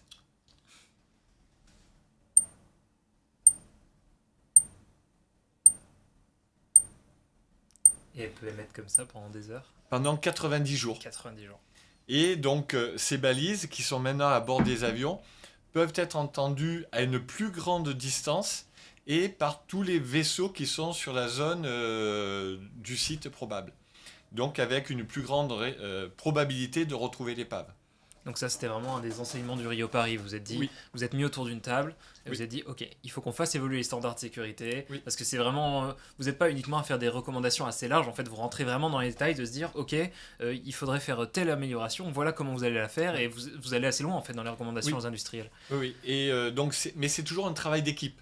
C'est-à-dire que voilà, tout le monde participe et les recommandations qui ont été mises par le BEA, voilà, c'était vraiment un consensus autour de ce groupe de travail qui permettait de dire ben, ça c'est la bonne solution parce qu'elle permet de pouvoir, nous espérons, pouvoir Donc, retrouver l'avion. Le groupe de travail, ça va être des enquêteurs de plein de pays différents. Il va y avoir des opérateurs aussi, Oui. des constructeurs, Oui. vraiment toute la communauté. Oui. Le HASA, donc l'autorité de certification européenne, américaine, l'OACI, bien sûr, l'Organisation de l'Aviation Civile Internationale, Air France, Airbus, Boeing, vraiment tout le monde avait souhaité participer pour que voilà, ça puisse faire évoluer de manière consensuelle les systèmes de bord. Eh ben, D'accord. là, on commence à bien voir, vous avez vu tout ce qu'il y a sur la table. En termes d'enquête, donc là, on a beaucoup parlé de l'enregistrement sonore, du coup. Mais lors d'une enquête, comment est-ce que vous faites pour un petit peu remettre toutes les pièces du puzzle ensemble? Parce que du coup, là, on a pu voir que, spécialisé donc, dans cette partie sonore qui permet d'avoir à la fois le narratif un peu des voix et aussi tout ce qui est en termes de paramètres moteurs. Mais comment est-ce que vous recalez tout ça? Parce que par exemple, entre des paramètres d'une des boîtes noires, est-ce que tu vas réussir avec tes analyses spectrales? Comment est-ce que vous arrivez à mettre tout ensemble, même les analyses matériaux? Comment est-ce que ça se fait tout ça? Pour démonter, est-ce que vous avez un grand tableau en liège Ouais. avec des fils dans tous les sens? Et chacun va mettre. C'est un petit peu plus moderne que ça. Mais oui, effectivement, quand nous allons faire la transcription avec les éléments importants, ben voilà, à tel moment on entend une alarme. Ben, de l'autre côté, on a un autre groupe qui travaille sur les paramètres de vol. Et très rapidement, nous essayons de synchroniser toutes les informations. Et donc, nous créons un fichier avec l'évolution des paramètres dans le temps. Et à tel moment, voilà, tel mot est dit. À tel moment, il y a tel paramètre. Et on va synchroniser les données au dixième de seconde. D'accord. Ah, Vraiment que ce soit très précis et que voilà, ça permette d'avoir une bonne compréhension de ce qui s'est passé. Et nous pouvons faire ça sous la forme de graphes, de valeurs ingénieurs. On peut même faire des animations, c'est-à-dire qu'on va voir l'avion représenté en 3 dimensions, couplé avec l'enregistrement sonore. Mais ça, c'est plutôt quelque chose qui est utilisé beaucoup plus tard dans l'enquête, parce que les enquêteurs vraiment travaillent sur l'évolution des paramètres seconde après seconde, et voilà, ce qui permet d'avoir vraiment quelque chose de très précis. Si vous regardez par exemple le rapport du Concorde, vous verrez à la fin du rapport du Concorde, il y a un très long déroulé, une grande feuille sur laquelle tout a été mis, c'est-à-dire qu'est-ce qu'on entend à tel moment sur l'audio, sur les paramètres, quelle pièce a été retrouvée au sol, voilà, ça c'est une photo de l'accident du Concorde, donc le lendemain. On voit encore les linceuls sur le site de l'accident. Et voilà, on a retrouvé tout un tas de pièces entre la piste de décollage et le site de l'accident. Et sur ce déroulé, vraiment, on a tout synchronisé, toutes les informations qui étaient disponibles. Donc on peut imaginer, on va avoir par exemple l'événement avec des analystes matériaux qui vont dire ok, il y a eu telle rupture de telle commande de vol, ils vont montrer leur analyse et ça va être synchronisé avec un paramètre et le son associé dans le cockpit et la voix du pilote, tout ça, ça va être sur une grande ligne. Quoi. D'accord. Et ça permet d'avoir un narratif très complet. Et après, il faut arriver à synthétiser tout ça dans un petit... Tout à fait. Et là, de nouveau, c'est un travail d'équipe. C'est-à-dire que chaque groupe de travail, le groupe système, le groupe enregistreur, système avionique, ils vont ramener toutes les informations à l'enquêteur en charge et après, tous ensemble, ils vont bâtir un scénario de l'accident qui prend en compte tous les éléments pour ensuite définir une cause probable pour l'accident avec des facteurs contributifs. Du coup, vous êtes enquêteur, analyste. Mais comment on fait pour acquérir un peu l'expertise métier de pilote, quand les pilotes, ou vraiment d'ingénieur conception, pour déterminer la cause? Alors, il n'y a pas vraiment de formation à l'enquête, je dirais, à l'extérieur. Donc nous avons besoin de recruter des gens qui ont une expertise solide dans un domaine particulier, l'acoustique, les matériaux, les systèmes avions. Et ensuite, on va avoir une formation interne qui prend plusieurs années pour amener tous les enquêteurs du BEA à un niveau d'expertise dans leur domaine, mais de pouvoir travailler tous ensemble. Et notamment quand on fait des recrutements pour des enquêteurs, actuellement, c'est que non seulement on regarde leur background, un peu ce qu'ils ont fait, mais on leur donne aussi des documents pour savoir écrire, synthétiser. C'est pas simple de synthétiser tout un grand nombre d'informations et de le mettre dans un format adapté. Il ne faut pas faire 50 pages quand on peut en faire 5, il ne faut pas en faire 5 lignes non plus. Donc c'est un travail qui est vraiment un travail d'équipe où on va travailler tous ensemble pour pouvoir élaborer une cause plus précise. Chaque possible. brique d'expertise va être amenée par des personnes différentes. Et vous devez faire parfois appel du coup, à de l'expertise externe que vous n'avez pas au BEA. Alors, oui. Dans le cadre de l'enquête sur l'accident du Rio-Paris, nous avons fait d'abord un rapport factuel qui définit toutes les informations, les paramètres de vol, l'audio. Et après, ce qui était très important, c'est de pouvoir analyser les facteurs humains. Et là, nous avons créé un groupe de travail. Nous avons une spécialiste facteurs humains au BEA, mais nous avons pris des spécialistes extérieurs pour créer un groupe de travail qui soit vraiment complet et qui fasse une analyse complète de tout ce qui est facteur humain. Facteur humain, ce n'est pas uniquement ce qu'a fait le pilote, c'est qu'est-ce qui est affiché au pilote, qu'est-ce qui est compris sur cet affichage par un pilote moyen, qu'est-ce qui peut être fait par un pilote moyen, etc. Donc ça fait une analyse vraiment complète du comportement humain dans des événements. Ça, typiquement, c'est un peu après l'étape dont parlait Antoine, on a tout le narratif construit et on va venir rajouter une couche de le facteur humain, Tout à fait. le pilote, comment il le ressent. Ce que nous faisons en France et qui est maintenant est diffusé un peu de partout dans le monde, c'est qu'au bout d'un mois, nous devons publier un rapport factuel qui comprend toutes les informations factuelles que nous pouvons partager avec le public. Et après, on va commencer l'analyse pour faire prendre tous ces éléments et développer le scénario. Oui, vraiment la partie collecte et présentation de faits, et après la compréhension, et après l'étape d'après, du coup, c'est aussi les recommandations. Oui. Du coup, là, c'est arriver à prendre du recul, se dire c'était une situation qui n'arrivera jamais, c'était vraiment trop particulier pour faire.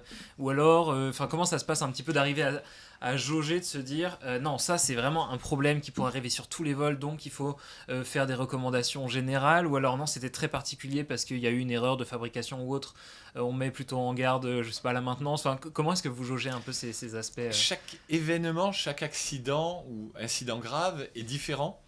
Et donc, c'est vraiment le travail d'analyse qui permettra d'évaluer la probabilité d'une réoccurrence et de regarder qu'est-ce qui a dysfonctionné et qui a pu amener à l'accident pour pouvoir nous assurer que ces dysfonctionnements ne puissent plus se reproduire. Donc notre rôle, c'est vraiment l'amélioration de la sécurité aérienne. Et tu posais une question tout à l'heure sur les enquêtes. En France, en fait, chaque fois qu'il va y avoir notamment un accident mortel, nous avons 2 enquêtes. L'enquête de sécurité menée par le BEA et l'enquête judiciaire menée donc par d'abord un procureur, puis un juge. Et donc les objectifs de ces 2 enquêtes sont différents. Nous, c'est l'amélioration de la sécurité aérienne, et l'enquête judiciaire, c'est punir les responsables de cet accident. Du coup, votre rapport vient alimenter l'enquête judiciaire ou il y a des experts dédiés Alors, il y a effectivement dans l'enquête judiciaire, donc ce sont 2 enquêtes parallèles, nous utilisons les mêmes informations factuelles, donc l'enregistrement du CVR, l'enregistrement du FTR, les analyses de matériaux. Ils vont avoir leurs propres experts qui font l'enquête. Néanmoins, nos rapports sont publiés en 1 an et demi. Les enquêtes judiciaires avec le procès, c'est plutôt 10-15 ans.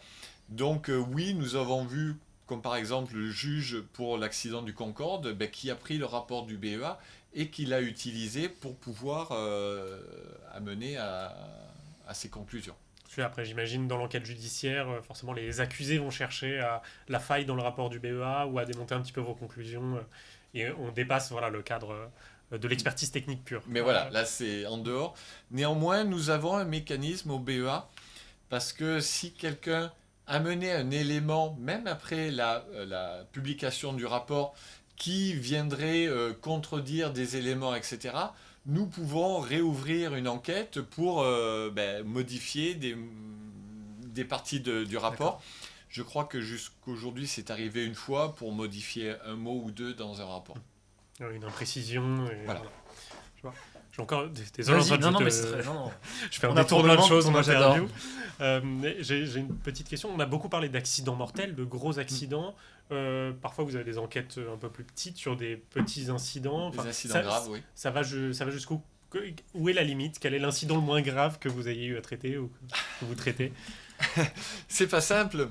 Parce que la limite entre l'incident grave et l'accident, des fois, elle est floue. Nous avons publié un rapport il y a peu sur un avion qui a remis les gaz en approche à Roissy à 1 nautique du seuil de piste, donc 1800 mètres du seuil de piste. Il est descendu à 6 pieds, 2 mètres. Entre l'incident grave et l'accident, voilà. Donc pour nous, il est très important d'enquêter sur des incidents graves de la même façon que pour un accident pour éviter une réoccurrence. D'accord. Donc on y met vraiment la même intensité et voilà, pour nous c'est... Ça aurait pu devenir un accident, donc Voilà. on y met la même, voilà, la un même inci- rigueur. Entre un incident grave et un accident, c'est... ben voilà, ça s'est bien terminé par chance, je dirais, Ouais. mais... Et du coup, qui décide si c'est un incident grave ou si c'est un incident peu grave? C'est vous qui filtrez, vous recevez beaucoup Oui. d'incidents et vous filtrez? Voilà, effectivement, nous recevons un grand nombre de notifications. Nous avons des accords avec les compagnies françaises pour continuer à nous alimenter, même avec des incidents. Et tous les matins, il y a une revue lors d'un point quotidien de toutes les notifications du jour précédent. Et là, nous allons tous les jours définir, ben, celui-ci, c'est un incident grave. Ah, mais celui-là, avec l'expérience que nous avons vue, etc., on va plutôt le mettre dans cette catégorie, etc. Je dirais, malheureusement, le BEA a une grande expérience, parce que comme vous avez vu, on a un grand nombre d'événements en France ou à l'étranger. Donc, les enquêteurs du BEA acquièrent très rapidement beaucoup d'expérience. Et donc, toujours dans ce groupe, le matin, qui fait l'analyse de tous les points de tous les événements, on va catégoriser chaque événement. D'accord. C'est- En termes de volume, les incidents, alors c'est pas pour faire peur à ceux qui nous suivent, hein, mais ça représente combien d'incidents à catégoriser le matin? Une dizaine? Ben, nous avons ouvert l'an dernier 140 enquêtes pour des accidents et des incidents graves. Donc voilà, 140 dans l'année. On en a reçu beaucoup plus, mais Voilà, qui ont été c'est- catégorisés comme incidents et que nous n'avons pas enquêté. Voilà, beaucoup plus d'incidents mineurs. Voilà. Il y a un rapport, un rapport doit être fait par la compagnie aérienne pour chaque incident, mais tous ces incidents sont collectés par l'aviation civile et l'aviation civile va aussi travailler sur les incidents pour voir un peu ce qui s'est passé, creuser un petit peu. Donc l'aviation civile fait aussi des enquêtes sur les incidents. D'accord. Donc c'est pas perdu. C'est vraiment chaque compagnie va les fournir et voilà, encore une fois on tire tout le monde vers le haut, mais ça c'est plutôt côté partie aviation civile. Voilà, il y a une obligation pour les compagnies de reporter tous les incidents. Et du coup, non, Attends, c'était terminé avec mes super, questions. très bien. Justement, donc là on arrive un petit peu au bout de l'enquête sur un avion. Comment se passe la relation avec les autorités de certification? Comment est-ce que vous faites évoluer les normes? Parce que du coup là il y a des recommandations, on va pouvoir passer plus un peu à la partie groupe de travail. Concrètement, est-ce que vous allez discuter directement avec les ASA par exemple en se disant ok, on a vu ce type de problème, il faudrait mettre à jour la certification pour que les prochains avions ce soit différent? Est-ce que vous allez voir aussi, du coup tu parlais de plus des équipements, voilà, nous dire un petit peu des différents leviers au-delà, peut-être il y a les groupes de travail, un petit peu voilà, les autres moyens de faire évoluer la sécurité. Donc, dans notre groupe d'enquête, donc il y a les enquêteurs du BEA, les enquêteurs donc, du constructeur ou de la partie compagnie aérienne. Ouais. Dans ce groupe, il y a aussi une personne qui représente l'autorité de certification de l'EASA. D'accord. Donc, par exemple, quand nous sommes allés, nous avons envoyé une équipe à Tokyo Haneda pour l'accident de la 350, il y avait une personne de l'EASA qui a fait partie intégrante de notre enquête. Donc, l'EASA va faire partie de l'enquête. Et donc, les recommandations de sécurité sont élaborées avec tous les participants dans l'enquête, donc y compris l'EASA. Donc, ce n'est pas quelque chose qu'ils vont découvrir à la fin de l'enquête, ils sont partie prenante de l'enquête. Ah oui, donc ils peuvent vraiment mettre un petit peu en regard, par exemple, ce qui s'est passé, de ce qui était voulu par rapport à la certification et qui aurait pu être mal compris ou autre. Enfin, il va vraiment y avoir ces leviers en direct. Oui. Ok. Oui, ça fait vraiment... notre analyse va s'attacher aussi à la partie certification. Est-ce que nous détectons un problème dans la certification? Comment le corriger? Donc, quelles recommandations faire, etc. D'accord. Et c'est pas forcément... Des fois, c'est rétroactif sur des types d'appareils. Des fois, ça va être pour le futur programme. Exactement. Je parlais tout à l'heure des balises. Ouais. Actuellement, tous les avions long courrier qui font des vols long courrier au-dessus de la mer doivent avoir cette balise. D'accord. Maintenant, il y a quelque chose que je n'ai pas encore abordé, c'est les balises de détresse. Et ces balises de détresse, pour éviter une disparition, donc depuis le 1er janvier 2024, tous les avions, les gros avions, donc Airbus, Boeing, Embraer, Bombardier, qui sont produits, sont équipés d'une balise de détresse qui est automatiquement déclenchée en vol. peut la Voilà, montrer. je vais la montrer plus précisément. une balise détresse qui va être déclenchée en vol dès que l'avion atteint une attitude inusuelle. C'est-à-dire que voilà, il va pencher d'un côté ou il va décrocher. Et on estime que quand l'avion est dans cette phase de vol, il y a de très fortes chances pour qu'il s'écrase. Et donc cette balise-là va transmettre la position de l'avion toutes les 5 secondes D'accord. jusqu'à l'impact. Et ça, donc voilà, on voit ici des recommandations faites par le BEA sur 2 sujets. Celle-ci, ça touche tous les avions, ceci pour les avions nouveaux. Du coup, celle-ci va émettre la position de l'avion. Qui la reçoit derrière? Parce que ça va pas enregistrer, ça va pas Non. être... Donc c'est envoyé par les systèmes satellitaires vers un système qu'on appelle COSPAS SARSAT, qui est un service qui va déclencher, excusez-moi les acronymes, Search and Rescue, de recherche et sauvetage. Et donc, en fonction de là où se trouve l'avion, les signaux sont envoyés dans un centre de recherche qui se trouve à proximité du site de l'accident. Et c'est eux qui vont déclencher tous les secours pour aller vers le site de l'accident. D'accord.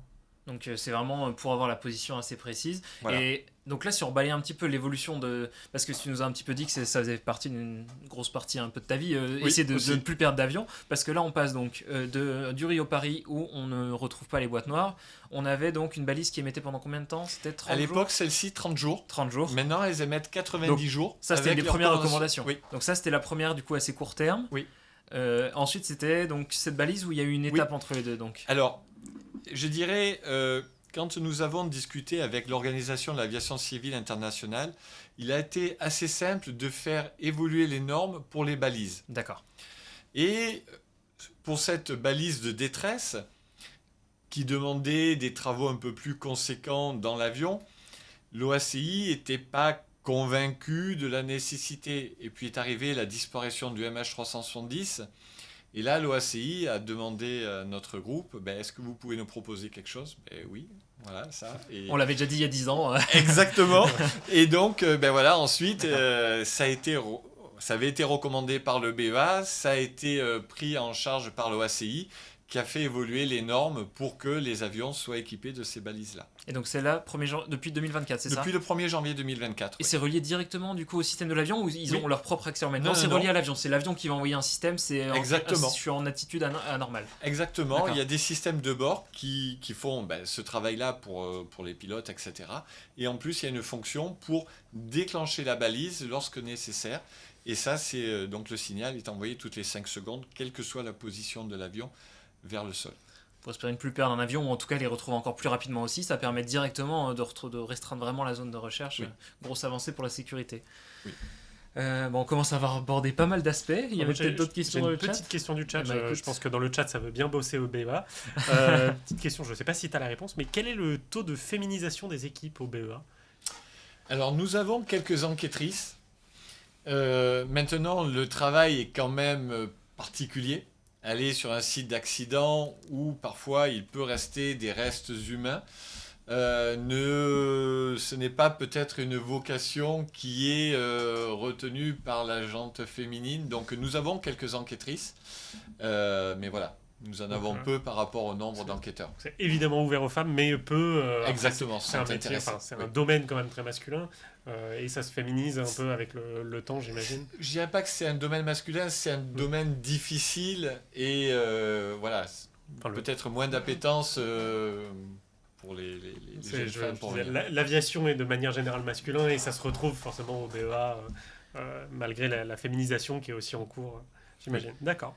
Merci. Du coup, c'est une très bonne transition. On parlait un petit peu donc plutôt carrière et BEA, mais du coup, comment ça se passe? Est-ce que du coup, tu as une idée un peu pour la suite de ta carrière? Est-ce qu'il y a beaucoup de formation un peu de futures personnes? Est-ce qu'il y a beaucoup de choses pour les jeunes et leur donner envie? Comment ça se passe un petit peu ce côté transmission Alors, à titre d'information, j'accueille régulièrement des stagiaires de 3e et de seconde. Pourquoi ? Parce que nous avons un grand nombre de jeunes qui sont passionnés, qui nous disent, quand on reçoit un CV d'un jeune de 3e qui nous dit « je lis vos newsletters, je suis inscrit à newsletter du BEA, je lis vos rapports, ben voilà, quand on a ce type de demande, donc je les groupe là en décembre j'avais 12 jeunes de 3e Génial. et pendant cette semaine au BEA, je leur fais parler des différents métiers par les différents enquêteurs du BEA afin qu'ils puissent voir un peu ce qui peut être fait et essayer de leur donner une vocation. Et on a des jeunes qui sont vraiment passionnés par l'aéronautique. La dernière fois, il y en a un qui me pose une question. Ben voilà, est-ce que vous avez déjà pris un avion d'affaires? Ben oui, je suis allé à Bucarest avec un avion d'affaires. Et il me dit, Bucarest, accident d'un Airbus A310 le 31 mars 1995 de la Tarome. Bon voilà quoi. Affaire pliée. Voilà, exactement. Donc, nous essayons au BEA justement de pouvoir renseigner quand on le peut les jeunes en leur donnant, voilà, en communiquant notre passion. Après, on a un grand nombre de requêtes, de demandes de stages de gens qui sont maths sup, maths spé, en école d'ingénieur, pour pouvoir faire un stage au BEA, parce qu'ils sont passionnés par les enquêtes, parce qu'ils sont passionnés par l'aviation. Donc nous accueillons un grand nombre, une dizaine de stagiaires par an, pour nous aider à développer des outils. J'ai parlé tout à l'heure des enregistreurs de vol et des mémoires. Les enquêteurs qui sont au département technique, dans le système avionique, non seulement ils font l'analyse des mémoires, mais aussi ils font des développements d'outils hard et soft pour être capable de relire n'importe quel type de mémoire. D'accord. Qu'elle soit dans un GPS, qu'elle soit dans un calculateur, dans un enregistreur. Et donc, nous recrutons des stagiaires pour développer des petits modules de programmation, pour développer une carte électronique, etc. Et donc, ça permet de pouvoir répondre à des attentes de jeunes. Maintenant, si ta question était quelles étaient les formations qui permettent d'arriver au BEA, il y en a un certain nombre. Mais c'est vrai que, par exemple, la dernière fois, nous avons une stagiaire qui sortait d'un cursus universitaire. Mais elle a été tellement bonne quand elle a fait son stage que nous avons réussi à la recruter. Donc nous avons des filières privilégiées, notamment auprès d'ingénieurs de l'ENAC, donc de l'École nationale de l'aviation civile, ingénieurs ou techniciens. C'est notre vivier principal. Mais voilà, quand nous avons des stagiaires vraiment très bons, même si ils ne viennent pas de cursus privilégiés, nous arrivons à les recruter. Et donc nous avons plusieurs docteurs en sciences, donc dans les matériaux. J'avais été recruté en acoustique. Ensuite, nous recrutons aussi des anciens pilotes militaires, notamment dans les hélicoptères, afin que nous ayons au BEA des compétences dans à peu près tous les domaines. Nous avons recruté une ancienne contrôleuse aérienne. Donc voilà, être capable d'aborder de manière complète tous les aspects de l'enquête de sécurité. Et c'est vrai qu'on a un peu une image du BEA, un petit comité, c'est peut-être pas évident de rentrer, mais en fait non, vraiment vous entourez de plein de personnes, il y a plein de profils. L'idée c'est, voilà, en plus tu l'as bien expliqué, il y a beaucoup de multiculturels dans les équipes, donc d'où l'intérêt d'être aussi très ouvert en interne et beaucoup de diversité. Ok, c'est bien répondu. Puis en plus la partie jeune, c'est assez intéressant pour des stagiaires 3e. J'imagine les étoiles qu'ils doivent avoir dans les yeux après une semaine au BEA, ça doit être incroyable. Les demandes doivent être nombreuses, ceci dit. Oui. Donc, mais c'est vrai que tu le sens pour les jeunes, aux questions qu'ils posent, ils sont en 3e, mais les questions sont excessivement pertinentes dans tous les domaines. Et tu sens que tu leur as apporté pendant une semaine quelque chose qui pourra leur être utile. Voilà, C'est l'appel est lancé à tous les stagiaires de 3e. Pas tous. Voilà. Et Ça sera quoi, 2000, 3000 CV à trier, bon. Alors je propose qu'on finisse par une touche juste un petit peu plus grand public avant qu'on ait ton fameux quiz, le film Boîte Noire. Alors, est-ce que ça a bien mis en valeur le BEA? Est-ce que tu peux nous en dire juste quelques mots? On a déjà bien 1h30 d'interview, mais le temps passe vite. Le temps passe vite. Mais je propose qu'on finisse par cette touche un petit peu plus légère. Alors, les scénaristes ont voulu s'attacher à ce que le film soit le plus précis possible. Donc, ils sont venus au BEA. J'ai pu passer une demi-journée avec les scénaristes pour leur parler, parce qu'en fait, Pierre Ninet a fait dans le film le même boulot que j'ai fait pendant 20 ans au BEA. Donc, de leur expliquer comment fonctionnait une analyse spectrale. Je leur ai montré ce qu'était une dashcam. parce qu'ils ne connaissaient pas. Donc nous sommes allés dans ma voiture. J'ai une petite déformation, c'est que je mets des enregistreurs de partout. Beaucoup de données, toujours plus de données. Exactement. J'en connais un qui est pareil. Et donc nous sommes allés dans ma voiture, ils ont vu les dashcams. Et alors, l'événement est une fiction, bien sûr. On ne fait pas des enquêtes en quelques jours. J'ai trouvé que le scénario était intelligent. C'est-à-dire que, excusez-moi pour ceux qui n'ont pas vu le film, mais je vous invite à le voir. Je vais un peu le spolier. De coupler un hacker qui aborde l'avion, qui modifie un système comme le MCAS, et les scénarios ont été bâtis avant les 2 accidents de 737 MAX. C'était un peu prémonitoire, je dirais. Mais voilà, donc le scénario, et je trouve bien ficelé. Alors, comme je l'ai dit, hein, c'est l'accident, l'enquête ne se passe pas en quelques jours. On détecterait qu'il manque quelques secondes à l'enregistreur phonique. On a des moyens pour nous assurer qu'on a... Voilà. Donc, il y a plein Ça de reste choses. une fiction, donc... Voilà, ça reste une fiction. Il faut alimenter un film d'1h30. Mais voilà, ils sont vraiment attachés à faire quelque chose de précis. Et notamment pour l'ouverture de l'enregistreur de vol. C'est la seule scène qui a été filmée au BEA, dans la salle d'ouverture, et par une enquêtrice du BEA. Donc voilà, pour que ce soit vraiment un geste précis. Donc on voit dans le film une de tes collègues. Oui, tout à fait. D'accord. Donc ils sont vraiment... Et puis, et les locaux où tu travailles. Du coup, ils sont vraiment attachés à l'histoire. D'accord, bon, c'est justement c'est intéressant de savoir, comme tu as pu l'expliquer, c'est exactement le travail. Donc j'ai été la bonne personne pour les conseiller. On a abordé, je pense, pas mal d'aspects. Je propose Merci qu'on passe beaucoup. au quiz d'Alexandre. N'hésitez pas si vous avez encore des questions à poser à Philippe tant qu'il est avec nous. Merci beaucoup pour tous ces éléments. C'était vraiment... Avec plaisir. Voilà, c'était super intéressant. Eh ben, On va écoute, pouvoir tester ta culture générale aéronautique maintenant. Voilà. Un petit peu. Attention, les questions sont le stress plutôt difficiles. arrive. Non, merci, je reprends les commandes, Joris. Donc, un quiz, 10 questions. Vous allez participer dans le chat. Nous, on sera 4. Alors, moi, je vais vous présenter les questions et puis. Tu ne répondras la pas, bonne tu connais réponse. la réponse, évidemment. Malheureusement.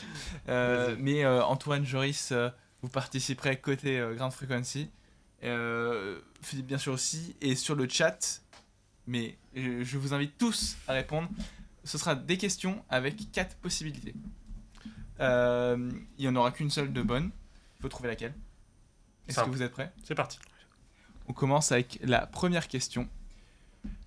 Que comprend un système d'atterrissage dit tricycle ?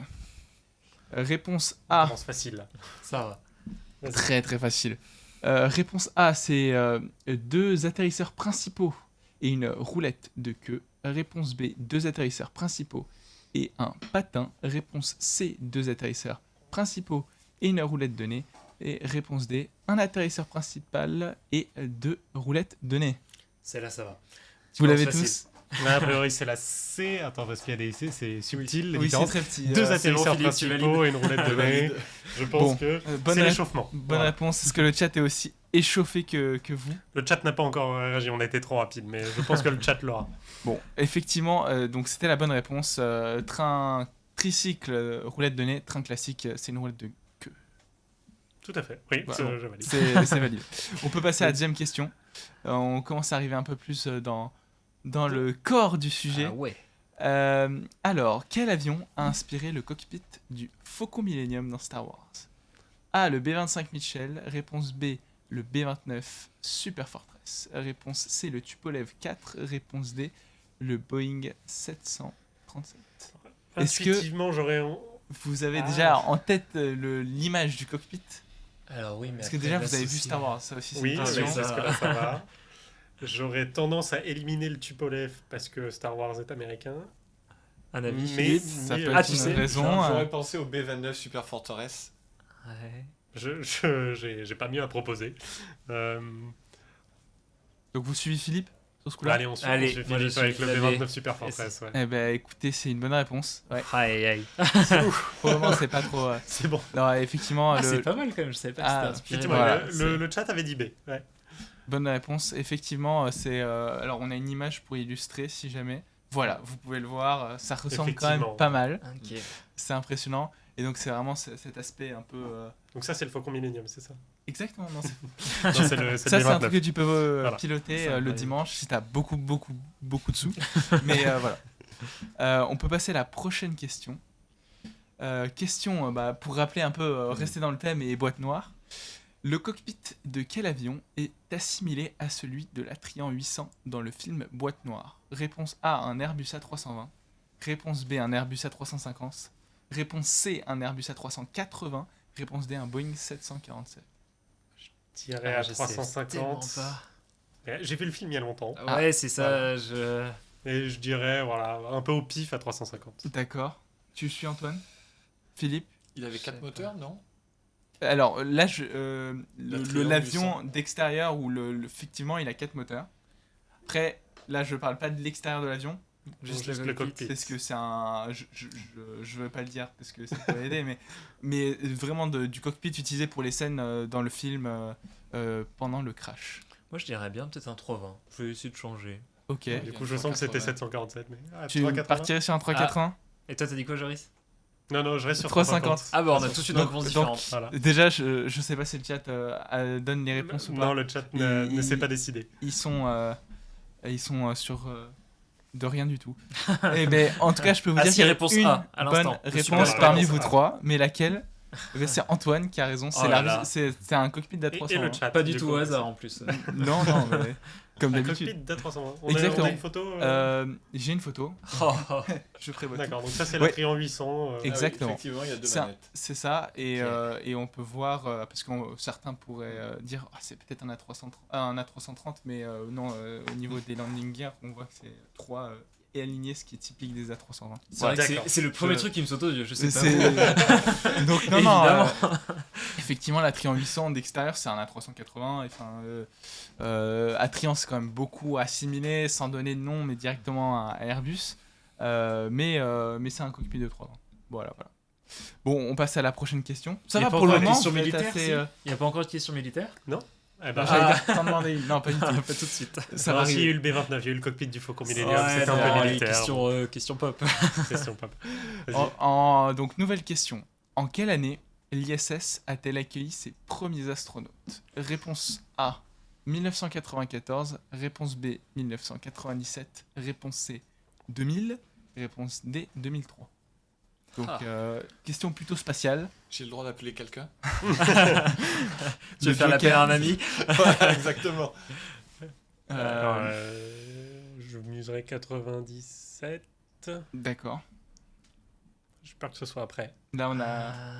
Je me demande si justement elle est pas censée être retirée du service 2030 et ça fera un peu plus de 30 ans ou un truc comme ça. Ouais, c'est ce Genre qui m'a fait dire plutôt 97 ou 97. de 2000. Mais ça se trouve c'est 2000 et ça se ouais. trouve c'est 2003.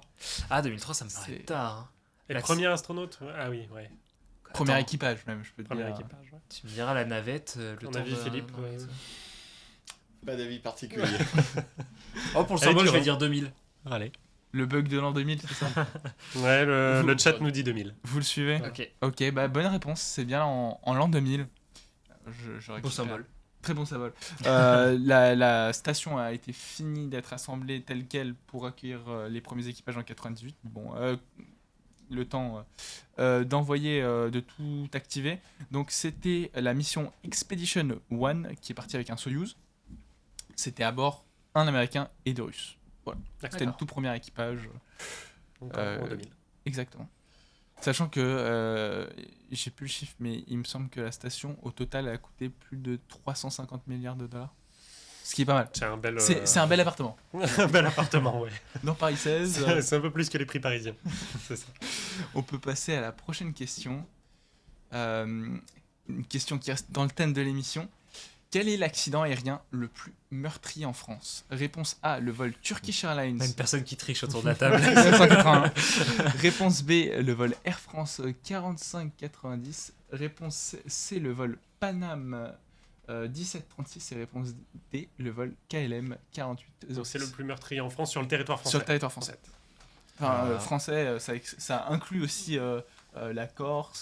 C'est Oui, pas France c'est pas la métropolitaine. France métropolitaine. Attends, déjà on Même peut les demander dom-toms. Philippe, est-ce qu'il y a un de ces vols qui n'a pas eu de crash? Est-ce que dans ceux-là, est-ce qu'il y en a qui te parlent pas du tout? Après, faut connaître les numéros de vol. Le aussi. vol Air France 4590. 45-90, Ah.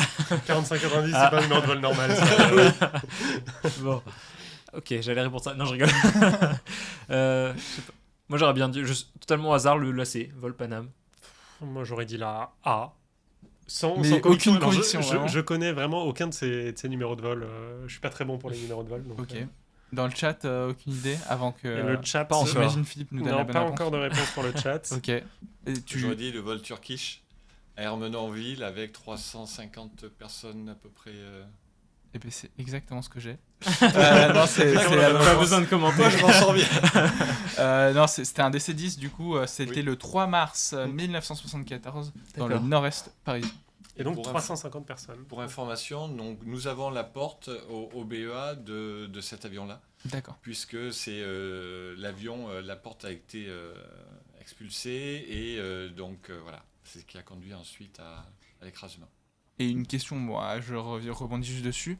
Tous ces objets, ces pièces à conviction, potentiellement, elles sont stockées quelque part ou pas? Alors, le temps de l'enquête judiciaire. Quand l'enquête judiciaire est terminée, donc ces pièces sont... je ne sais pas où elles sont. Mais nous avons la porte du vol turkish. D'accord. Elles peuvent être d'Armenonville. récupérées Ouais. potentiellement. Ok. D'accord. C'était très intéressant.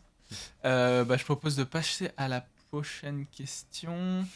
Une très bonne question d'ailleurs, comme je l'ai fait. En quelle année Bravo a Alexandre. été construit le tout premier avion Cessna. Donc, un 1899, modèle Cessna.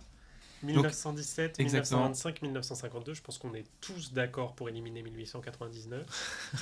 Moi je verrais bien entre deux guerres quand même.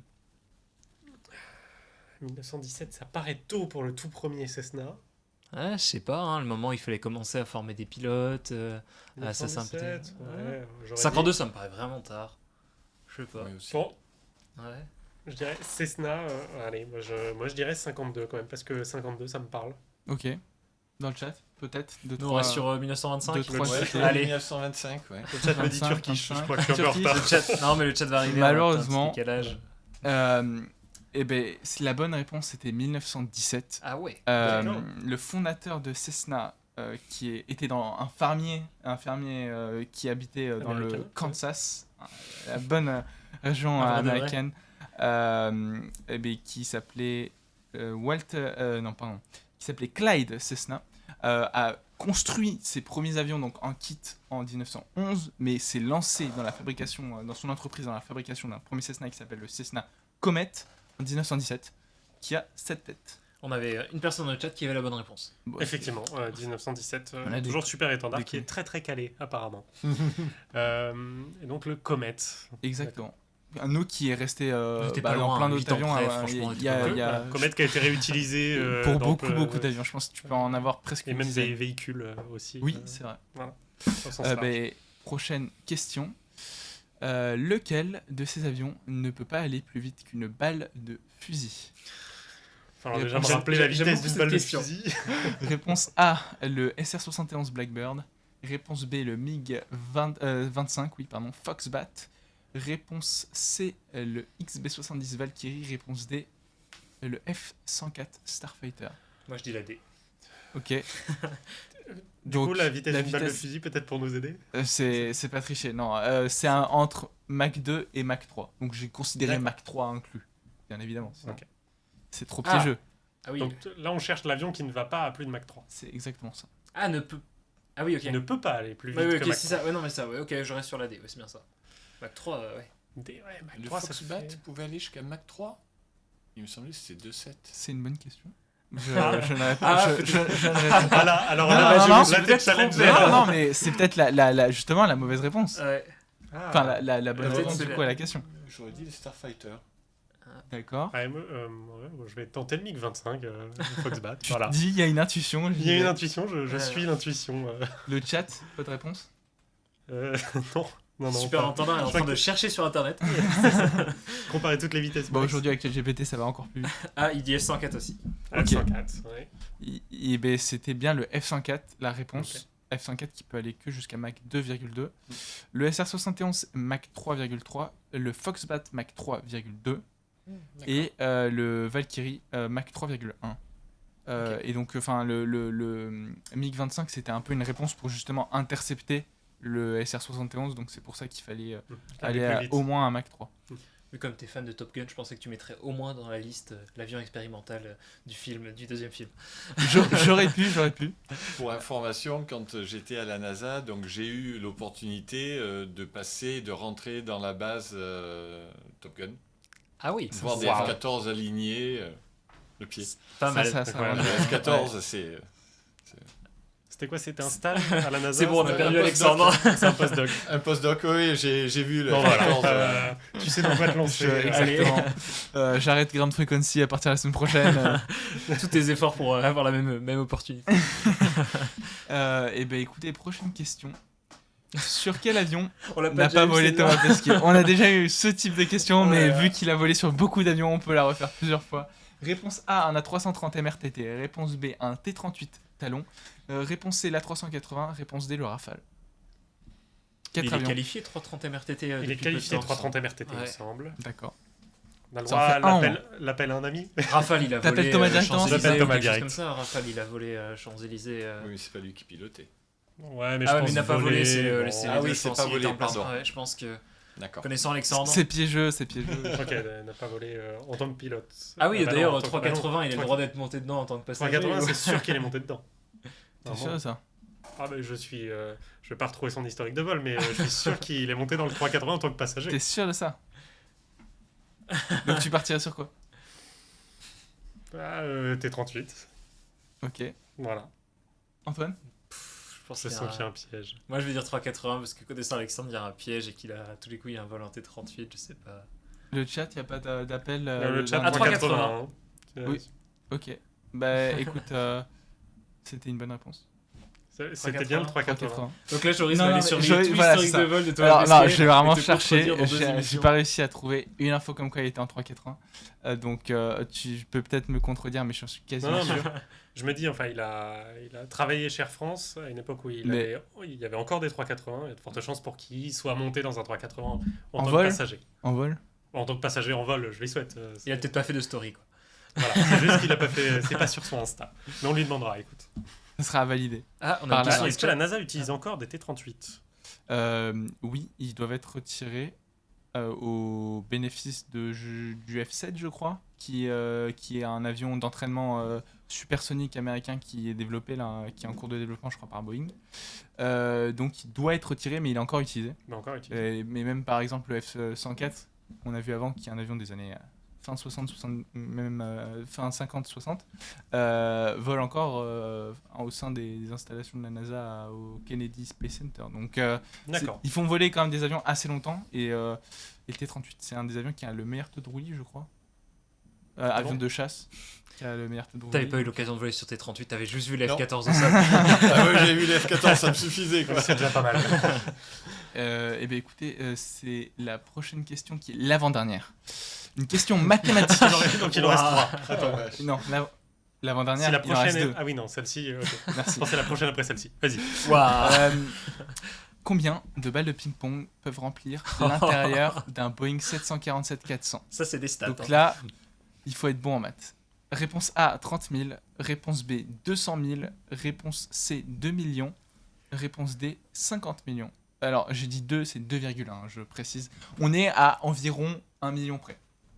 Comme Bah, ça, si on est à 1 million près, on sait que celui qui est là dans la paix. Merci Alexandre. C'est peut-être 1 200 000 et pas 2,1 millions. Voilà. Alors attends, ça fait quoi? Ça fait 2 cm que... Non, je sais pas. Ah, À quel point on s'approche de la masse max d'un 747-400 Ah, la en ma- l'ayant rempli de balles de ping-pong. C'est rempli d'air. Ça je suis pèse d'accord. pas. par contre, Ça- petit ça fun pèse fact, très peu. pour les essais de pressurisation, quand ils viennent solliciter en fatigue pour faire plein de cycles, pressuriser, dépressuriser l'avion lorsqu'ils veulent le certifier, ils le remplissent de plein de trucs. Bah, pas des balles de ping-pong, mais de plein. Donc ils comptent tout le volume pour avoir moins d'air à mettre dedans. Voilà, petit D'accord. stat qui me fait penser à ça, ça pourrait être des balles de Oui, ping-pong. oui, on ça, peut leur ça souffler paraît, ça paraît l'idée. logique. Pour que ce soit moins fastidieux de le remplir et de le vider. Exactement. D'accord. On va leur demander de mettre des balles de ping-pong pour Je pars faire, sur, le vrai test. 2,1 millions. 2,1. Moi, 50. Philippe? Ouais, je vais Ok. dire 50 Ah, aussi, 50, à plus c'est- ou moins 1 million, franchement, Un il a million, vendu c'est la beaucoup, mèche. Ah, mais 50. Peut-être pas. Hein. Et le chat. Non. Arrangement cubique ou cubique centré. Ah, faut sortir des cours de chimie de prépa là. hein. J'ai fait du cubique centré, mais D'accord. Donc c'était bien, effectivement. Bon, c'était le bonus que je vous offrais aujourd'hui. La Ouais, réponse D, effectivement. 50 millions. Alors, le volume d'un 747-400, le volume dispo est d'environ 28 805,6 mètres carrés. D'accord. Calculé. Le volume d'une balle de ping-pong... Le volume en mètres carrés Oui. Oui. Alors, c'est 0... Enfin, je vais faire En mètres 3,35 en mètres cubes. Plutôt peut-être. Je Non, vais il dire est en pas mètres validé, carrés. c'est partiel, il Ouais, passe ouais. trop de temps sur grande frequency. J'ai pas fait gaffe. C'est parce qu'on peut pas mettre le carré simplement sur le clavier. Moi, je demande D'accord. l'assistance vidéo quand même, hein, franchement. Dans le chat, si vous voulez refaire le calcul de votre côté. On te Moi, je retire propose, ton bac. on va au musée de l'air et de l'espace essayer avec les 50 millions. Non, C'est hors budget, c'est hors budget. c'est hors budget. Donc, volume d'une balle de ping-pong, c'est 3,35 x 10-5 mètres cubes, cette fois. D'accord. Et donc ensuite, tu as fait la division. Et après, tu rappliques un facteur de compacité, j'ai pris celui d'une cubique centrée, et ça te donne environ 50 millions, 50,3 millions de balles de ping-pong. C'est la D'accord. question la plus réfléchie que tu aies jamais construite C'est la depuis plus- le début des exactement. émissions. Tu sais ce que je fais depuis une semaine maintenant, Antoine. Bon, Petit Petite sur pensée à trois ton fois. employeur. on peut passer à la dernière question. Quelle est la toute première enquête menée par le BEA concerne le crash d'un DC-3, réponse A. Le crash du corps réponse B. Le crash d'un Blériot 11, réponse C. Ou le crash d'un Cessna 140, réponse D. Alors, on peut avoir une petite aide. Année de création du BEA, 1946. 1946. D'accord. Déjà, ça peut peut-être nous aider un petit peu. DC3. Allez. J'aurais dit DC3 aussi.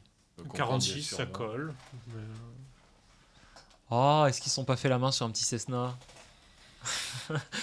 Genre, premier accident. Cessna 140, j'ai pas la date du Cessna 140, je saurais pas dire, mais.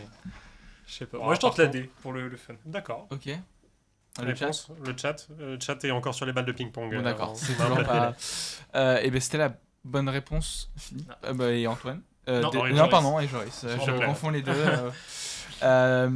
DC-3, c'était un DC-3 qui effectuait un vol entre Pointe-à-Pitre et Fort-de-France, et c'était le 3 mars 1974.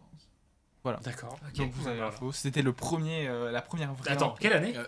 Oui, non, mais Non, c'est- non, j'ai dit n'importe quoi, pardon. 47. J'ai dit 47, exactement. Ah, voilà, J'ai d'accord. inversé Et les deux chiffres. Oui, c'est ça, 1947. Ok. Exactement. Donc voilà, maintenant vous avez l'info. Ah, le chat vous avait avez- la bonne réponse. Et le chat avait la bonne Et merci réponse, d'avoir effectivement. participé au quiz aujourd'hui. Mais avec plaisir. Et je Et pense bravo que à ceux qui ont toutes ça, les bonnes cette réponses. dernière question est une parfaite transition vers les recommandations. Je crois que de la Philippe semaine. avait très envie de faire le petit format court. On peut prendre une Ah, minute. je pour pense c'est faire- terminé par ça, mais comme tu veux. On peut faire le petit format court après recommandation. Ok, Les 10 vas-y. minutes. On Allez. a encore. Allez, on a dépassé de l'accorde. tellement On est longtemps. organisé si vous en faites Ouais, pas. On l'a préparé, on va le Tu faire. m'avais pas dit que c'était 1 heure On avait dit une bonne heure et quart et demie, on a un peu dépassé, D'accord, mais ok. on avait trop de choses à dire. J'espère que tu nous en Ah veux non, pas. non, non, c'est pour les internautes que je m'inquiète. Allez, mais on peut s'autoriser 2 minutes pour le Allez, format vas-y, court. vas-y. Allez, c'est parti donc. C'est simple, à chaque fois, une question avec 2 choix de réponse, du tac au tac. T'as le droit à un joker si tu veux pas répondre. C'est pas forcément très développé, l'idée c'est juste de finir l'émission avec un petit. C'est une petit question de format. préférence. Voilà. Donc, vas-y. Boîte noire ou témoignage pilote? Boîte noire. Données radar ou enregistreur de vol? Enregistreur de vol. Sully ou boîte noire? Sully, Mission en France ou à l'étranger? à l'étranger. Enquête de sécurité ou prévention des risques? L'un pour l'autre. Rapport d'incident ou enquête de terrain? Enquête de terrain. Boîte noire ou analyse de débris? Boîte noire. C'est facile. Simulateur ou vol réel? Les deux. Ok. Attention, spectre temporel ou diagramme de suivi d'ordre? Spectre temporel. Ouais, t'es technique celle-là. J'y tenais. NASA ou ESA? NASA. Image ou son? Son. On va essayer de te faire changer, hein, mais Ouais, c'est vraiment le mais son. non. Il y a pas. hein. BEA ou NTSB? Oh, BEA. 3900 mètres d'eau ou 4 mètres de glace? Un challenge à chaque fois. Ok. Concorde ou A330? Ah, Concorde. Ok. Bah voilà. Un avion magnifique. Très bien. Bon voilà, c'était tout pour notre petit format court. Donc, Le Concorde décollait tous les matins à 11h et tous les matins tout le monde s'arrêtait pour regarder le Concorde passer. Ah ouais. Tellement Ah, il faisait de magnifique. bruit. C'était... Ok. une époque magique qu'on n'a malheureusement pas connue. Mais bon. Et on a pu au moins finir l'émission sur voilà, le niveau de l'interview. Si vous avez un doute, c'est le son et les C'est le enregistrements, les CVR. Si vous aviez un petit doute, pas d'écart. Effectivement. C'est bon, on peut passer Oui, aux c'est petites bon. recommandations, terminer tranquillement cette émission. Bah écoute, vas-y Antoine. Alors, j'étais à court de recommandations, et donc c'est une recommandation que Victoire, qui est à la technique aujourd'hui, m'a soufflé. C'est un documentaire qui s'appelle Living in the Age of Airplane, donc avec la voix d'Harrison Ford. C'est dispo, ça raconte toute l'histoire de l'aviation moderne, c'est dispo sur Canal+. Donc voilà, petit documentaire si vous voulez occuper vos soirées en ce moment. Merci, Victoire. Antoine. Et merci Victoire apparemment. Et moi, si je peux vous recommander quelque chose, c'est vous recommander le livre sur l'histoire du BEA, donc qui sera disponible gratuitement sur le site du BEA d'ici une semaine et demie. D'accord. Donc il y a une version Ouais, c'est imprimée, parfait. mais il y aura une version en ligne. Il y a une version en ligne, tout à fait. D'accord. J'allais y venir, donc c'est parfait. Excusez-moi, je t'ai coupé l'herbe sur le... Voilà, tu m'as coupé l'arbre sous le pied. T'es perturbé. Exactement. Bah, Alexandre, une petite reco. Une recommandation pour les jeunes qui nous regardent, ceux qui sont encore en études, le rallye aérien étudiant, tous ceux qui sont en études sup et qui, pour certains, sont pilotes ou pas forcément et qui voudraient participer. C'est un rallye qui a lieu cette année du 6 au 12 avril. C'est à Bourges et voilà, un rallye, c'est vous allez partir en avion, faire des navigations. Sans GPS bien évidemment, au cap et à l'aiguille de la montre, et puis prendre des photos de certains endroits. Voilà, c'est un peu une compétition, un challenge entre ces écoles, mais dans un milieu aéronautique. C'est fait par des étudiants de l'EDEC Business School. Et voilà, les préinscriptions se finissent demain, donc dépêchez-vous si vous voulez participer. Ah oui. Pour résumer, c'est une course d'orientation mais dans les airs. Exactement. Voilà. Si regarde la rediffusion, ce sera trop tard. Effectivement, trop tard pour la C'est rediffusion. pour ceux qui Mais étaient pour en- l'année prochaine, ça peut être le bon moment. Ryan Airways qui nous dit ma recommandation perso c'est Speed and Angels, un documentaire sur la fin de formation des pilotes de F-14 Tomcat. Eh ben, merci Voilà. beaucoup. Eh ben merci Ryan Airways parce que je n'avais aucune recommandation à vous proposer aujourd'hui et tu viens de me sauver de justesse. Juste à temps. Bah je pense qu'on a fait le tour. Encore merci Philippe pour Merci ta présence. beaucoup. C'était Merci à vous de m'avoir invité. passionnant. Merci Antoine, merci Alexandre, merci moi, merci à tous ceux qui nous suivaient. On se retrouve nous dans 2 semaines pour la prochaine émission et on parlera de pilotes et notamment d'Elixir, d'aviation légère et notamment du constructeur Elixir avec notre invité. Suivez-nous sur les réseaux sociaux pour en découvrir plus. Et on se dit à dans 2 semaines ou à la semaine prochaine pour une session de simulateur. Affirmatif, on continue notre tour du monde à 320.